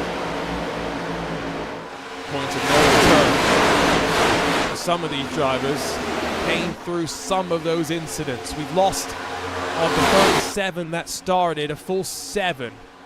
3 more of the drivers are a lap or 2 down. And as Maines bobbles up and down the racetrack, uncomfortably searching for where he wants to be, finally lands in front of Chris Wilhite. Gallardo's going to slot in front of him, and now Conklin gets in front of him. Mace is going to be left out to dry. The third line finally finds some momentum very briefly. 9 laps left to run. And that high side still searching for some more speed. No one venturing out boldly for that third groove, except Vroman all the way back in the groove. Now, and 9 laps is not a lot of time, Arjuna. We're doing 45 seconds a lap, so you're talking about 7-ish minutes of racing to make that move. And here's the fun part of Daytona. That driver you see in the back that you're going, hey, where did he go? In 7 minutes from now, he could be at the front of this pack. Anyone who's on the lead lap is still eligible to win this race. There goes Mace from an internet disconnection to contact with Maines. That's what happened to Vroman slightly earlier on. Mace tries to return the favor, but this time there's help on that third line. There's a couple of cars that have ventured up there. This is getting gross. Gross is one word for it, Derek. If you are nervous, you aren't wrong, because almost 4 wide into turn 1, they will fly. This is getting wild. This is the part I love as a commentator. This is the part as a driver. Man, if you're 3 wide right there, if you're Nicholas Roman in the middle of that pack 3 wide, there's nothing you can do but ride and hope this turns out okay. And this is gonna just get even crazier in the next 7.5 laps around Daytona. So there are 21 cars split by 1 second. Any one of those drivers thinks they've got a chance right now, and that's what makes Daytona so unique. It's what makes super speedway racing so special. But the third line has found the momentum, and Wyatt Gray, Rocky Boyd run at the top of it. Conklin and Maines are there too, but Conklin slices down low. And I hate to be that guy, but I'm going to say it here, Arjuna. This is going to get weird because someone is going to run out of gas. There's no way running 3 wide, top of the track, full throttle. Someone's going to be that person that's going to check up this field at some point by being out of gas. They're just going to risk it for the biscuit, and it's not going to pay off for somebody. Who is it going to be? I don't know. But with 6 1/4 laps to go, everyone's looking at that number little by little. There's a lap car on the bottom. He stays below the yellow line, and he's good. That's Morton. There was no question as to whether he would be the one to get out of the way and avoid any drama. The middle line now has found a bit more speed. Talking of points of no return, we're getting towards that point at which we will be guaranteed that we are heading straight to overtime. Gallardo gets the shove from Maines and now takes the point of the field back over, slides up to the middle of the track momentarily as Gray sits behind him. Vroman once more sweeps up to that third line. Adam Blocker's behind Garrett Maines down low, which is not where I think you want to be as we head towards this checkered flag. I would agree with that. It's the shortest way around the track, and we'll see if someone will move down. But right now, I have to think that spotter of Paul Hill is in Joseph Gallardo's ear second by second, saying, hey, here's where the lines are. Here's who's getting a run. Here's what you need to know. And is keeping his ears busy. That's the best thing a spotter could do for Joseph Gallardo. Breathe for a second. We slid through one momentarily. We've seen a couple of cases, remember, where drivers have not been square when they've shoved each other off the corner, and that's led to a bit of drama. There's some traffic as well that hopefully will not be a drama. With 4 trips left around the racetrack next time by, Galata still leading, Wyatt Gray tucked in behind, and Sean Conklin trying to figure out when he can time his run to slip past the number 16 as they cross the line once again. Conklin, last year, your overall NIS Open points winner, wants to start off the NIS Open season this year with a Daytona 500 victory, up to second place, hoping he can find a way to maybe, move down that lane and lead that bottom lane on around here. But now about 3.5 laps to go. We're down to about 7-ish miles of racing in Daytona, and anyone can still win this. Such a fun start to the race. The early caution, yes, but a long green flag run. It's stop and start through the middle. It's come alive once again at the end. 3 laps left to go and 3 wide outside the top 10. But 2 lines run almost 7 rows deep without trouble as they close on the traffic once again. Car needs to move. Oh, they're going to go up 3 wide. This is going to not be great. And there's a bunch of people who wish that lap car would have went off the track or went high, but everyone seems to got by okay. Trouble! And who was that gets spun down to the inside? Blocker, I think. Line, no caution. Was part of it. But will there be a resulting caution as Wimbley Boyd try and recover back onto the racetrack? It's Sean Conklin up high. White Gray down low. 2 laps to go next time buying. Derek, we are still green. We're still green. I can't believe it. This is going to get crazier. I think before it happens, it's Conklin up front. It's Galata. It's, oh my gosh, Tanner Love's up there. Wyatt Gray. There's still about 10 cars in this pack. Remember, Arjuna, once we get to the white flag, there are no cautions no matter what. We are racing to the white flag. So I'm trying to figure out who was involved. Wilhite, Kohlmeyer, I think, were the 2 main drivers involved. Maybe Garrett Maines as well. Garrett Maines as well, yep. We are really down to 10 and not double file for the time being. We are going to get to the white flag. We are going to get a run to the checkered flag. Conklin, Galata, Forbes, Love, Roman the top 5. And now they're starting to move 2 by 2. Galata tries to get the move to the inside. And now the white flag will fly, Derek.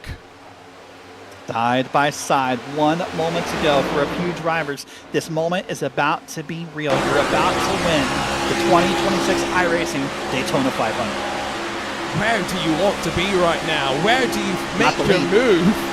Not the lead. I'm waiting until end of 3. End of 3 if I'm right here for Roman. I'm hoping that car goes with me, and I'm moving up top to make a 3rd lane here either into 3 or out of 4.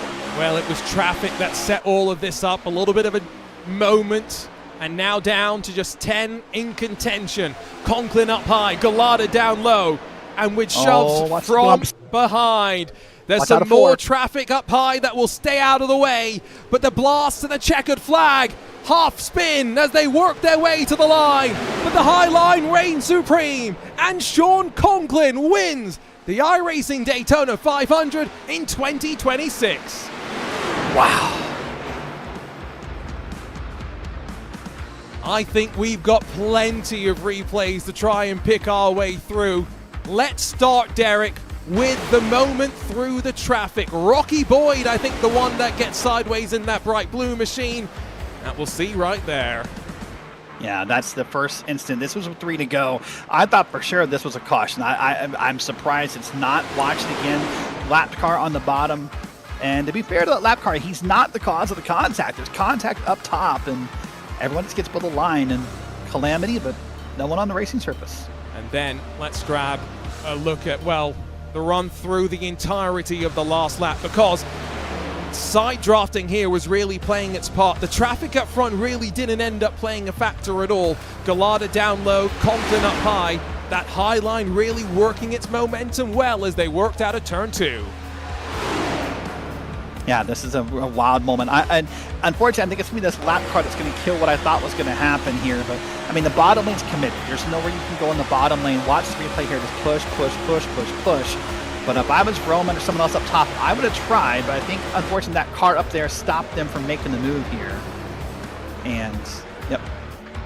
Yeah, no way to go 3 wide, because it really would have been 4. It's too late by here. As they try to make something happen, maybe that little bit of contact robbed Gallardo from a chance of fighting for the lead. But what a finish to a spectacular race. As Sean Conklin came in with the number 1 and proved why he out-strategized them all on that run to the checkered flag to win by 54 thousandths of a second, Derek. That's crazy. That's the way you want to win, by the way. No matter what happened in the lap, you can say you won by less than 1/10 of a second. That is a quintessential Daytona victory. And parking it on that main straightaway, hopefully we'll roll the car a bit closer to victory lane and celebrate as well.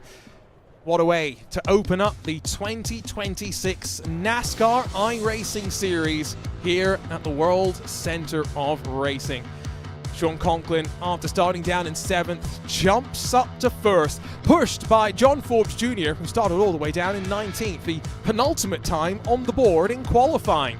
Joseph Gallardo, the first car on the inside, finishes in 3rd, with Nicholas Vroman in the bright pink in 4th. Tanner Love 5th, Aaron Bruner 6th, with Adam Blocker down in 7th, just in front of Johnny Dressler, Wyatt Gray, and Jarrett Talmage. The biggest mover, 26 positions gained. Aaron Bruner, one of those drivers electing not to qualify and start at the back. Jack Mace, well, what a fight back from him, albeit down in 11th at the checkered flag. Junso Lim in front of Dylan Basin, with Justin Campbell, Jesse Atchison, and Cody Porter a little bit separated out from the drag race to the checkered flag. Garrett Maines, Charles Wimbley, Rocky Boyd, and Matthew O'Brien. Handful of those cars mixed up in that incident on that run. 3 laps to go. Steele Langford, 1 lap down alongside of Yuma Yao, Brandon Schmidt, Joe Carson, Jaden Hoppen, Matthew Morton. Several of those cars led significant numbers of laps. Chris Wilhite, Shane Kohlmeyer, and then Issam Arabi, all 2 laps down. 3 laps down for Colby DeCarlo, while Nathaniel Landwehr, Mitch Stranowski, Seth DeMerchant, Cole Hooper, Evan Say, Nathan Harper, and Maggie McGuire. Used car lot, I think, best describes what was to be seen there. Not sure if we're going to get a chance to catch up to all of our podium sitters, but it is with great delight that I can say our race winner standing by in victory lane, Sean Conklin with Derek Watson. Sean, you did it. You've won a 500. I've watched you attempt a few of these this year, and you have won the iRacing Daytona 500. What's on your mind right now? Oh man, I'm just so thankful that me and Daytona have a stable relationship again. Because my goodness, it has been brutal these last few races, league races, official races. Anything I've done at Daytona has just been brutal. I can't get an ounce of luck here, but we pulled some out tonight, missing all those wrecks, staying in the front pack the whole time. And it was a hell of a lot of fun. So I have to ask, it's the question I had up in the booth up to the finish, and I just want to know how far wrong I was. How much gas was left in that car? About half a lap. Wow. Okay. Yeah, we oversaved a little bit, but I was just being super cautious so that I would not have to save it all at the end. But yeah, we were just riding around in the back, just trying to save as much fuel as possible, and finally got to experience what the guys in real life do. So the last thing I think I want to ask here, white flag lap, you're coming down the back straight. What was in your mind? You had a lane to the bottom, you had the guys pushing behind. What was in your mind? Were you scared of people pulling out a lane? Were you nervous about the lap cars? What was going through your mind as that white flag lap was in progress? To be honest, nothing. Just at that point, it was just in fate's hands, and it was just full throttle till you see the checkered flag. It's just you're in the position that you're in. Nothing that you can do can change it. You're in your lane that you're in, and you just hammer down the line, and it worked. We're able to keep our right rear from being grabbed, and the momentum off the corners from the top really worked out. That's why I've been trying to stay up there. I stayed up there for most of the race when we were double file, and just trying to learn some things that paid off here at the end for sure. All right, buddy. Well, listen, it's always a pleasure watching you race. Anyone you want to give a shout out to or say thank you to? I just want to thank you. I have some family watching, some cousins, so shout out to them. I think they watched the whole thing, and I didn't even send the link to them, and they were watching it. So shout out to them. Shout out to Mom, Dad, and everybody that was in Discord with me. Ryko Performance, Best One Tire, Randy Bell Construction, Gossip Bus Lines, and just everybody over there at Ryko. And you guys for broadcasting this. It was a great broadcast. It's cool to be broadcasted on the main iRacing page, and yeah, glad we can get it done. All right, well, listen, again, a pleasure watching the race. Thank you to the Conklin family for watching, and we'll talk to you later. And now, Arjuna, I believe you caught up with second place. John Forbes Jr. gave the push to Sean Conklin on the run to the checkered flag. John, a up and down race for you. You qualified down in 19th. I know you had a lengthy pit stop just before that final run to the checkered flag. Talk us through how you're feeling after that grueling race. Yeah, I am very, very happy to get out of here P2. Obviously want to go for the win, but I mean, once you get down to the last lap, you're kind of just stuck in your lanes, and I was happy working with Sean there. There's a chance maybe I could have gone to the middle once the guys to my inside got all messed up, but yeah, an overall race, just up and down, the roller coaster, going up through the field and then get a little bit of damage, come fix it. Did that a few times through the race, and then we had that lengthy run towards the end where we were all saving fuel. Saved enough fuel there, and then just kind of hit go time with about somewhere between 5 and 10 laps to go. Me and my teammate Jared Talmadge, we were like, all right, it's time to go. Whatever happens, happens. If we're in it, we gave each other good luck, and then basically just drove through the field. We got to the middle line. It got a big burst of momentum, and suddenly we found ourselves in the top 5 with only a couple laps to go. So from there, we're just picking and choosing the lanes, and got to the outside, and brought it home to P2. So I'm super happy with that. How did you enjoy that last phase of the race where we were doing lap times that were 7-8 seconds a lap slower than what you guys are really capable of doing? Yeah, it was pretty funny. We all knew we were short on fuel, so we're like, all right, we're just gonna replicate some real NASCAR and save some fuel. So pretty much everybody just agreed to that. It was kind of the only play. You weren't just gonna drive off from the field and have to come down pit road. So I mean, I wouldn't even say it was a gentleman's agreement. We all just had to slow down and save some pace, and we all got there. Well, congrats on a great run. Go and get some rest, and hopefully you'll enjoy the rest of 2026. Thank you. Need to give a big shout out to Nexus 2 for the awesome setup tonight. John Forbes Jr. second on the road. Let's catch up as well, last but not least, with Joseph Gallardo, finished on that inside line. He's standing by with Derek Watson. Joseph, P3 in the Daytona 500 tonight. How does that feel, up 23 spots? Hey, it's pretty phenomenal if you ask me. That was intense the last 10 laps, huh? I'm sure it was for you. If it was intense up here for Arjun and I in the booth, it had to have been intense inside the vehicle, I'm assuming. Very much so. So walk us through the white flag lap. White flag comes out. There's the contact and the wreck, I think, with 3 to go. About 10 of you left. What was running through your mind on that last lap? Trying to figure out how I was going to ditch Conklin and get the forward momentum on the inside line, and I timed it a little too early, and it just became a side jab fest to the end. I messed up. I didn't have full throttle when I made my move, because I was also trying to make sure I had enough gas to make it to the line, so it was kind of a wishy-washy situation. Well, one more open Daytona 500 session this weekend, Sunday morning. Are you trying one more time to win the Great American Race? I don't know. Maybe. I ran Wednesday. I ran tonight. It's a lot of laps.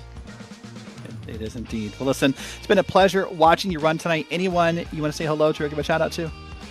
Yeah, I want to thank everybody on my team, Bigfoot Chassis Collective. They put a lot of work in and week out to make us go fast, and you guys for the broadcast. It was phenomenal.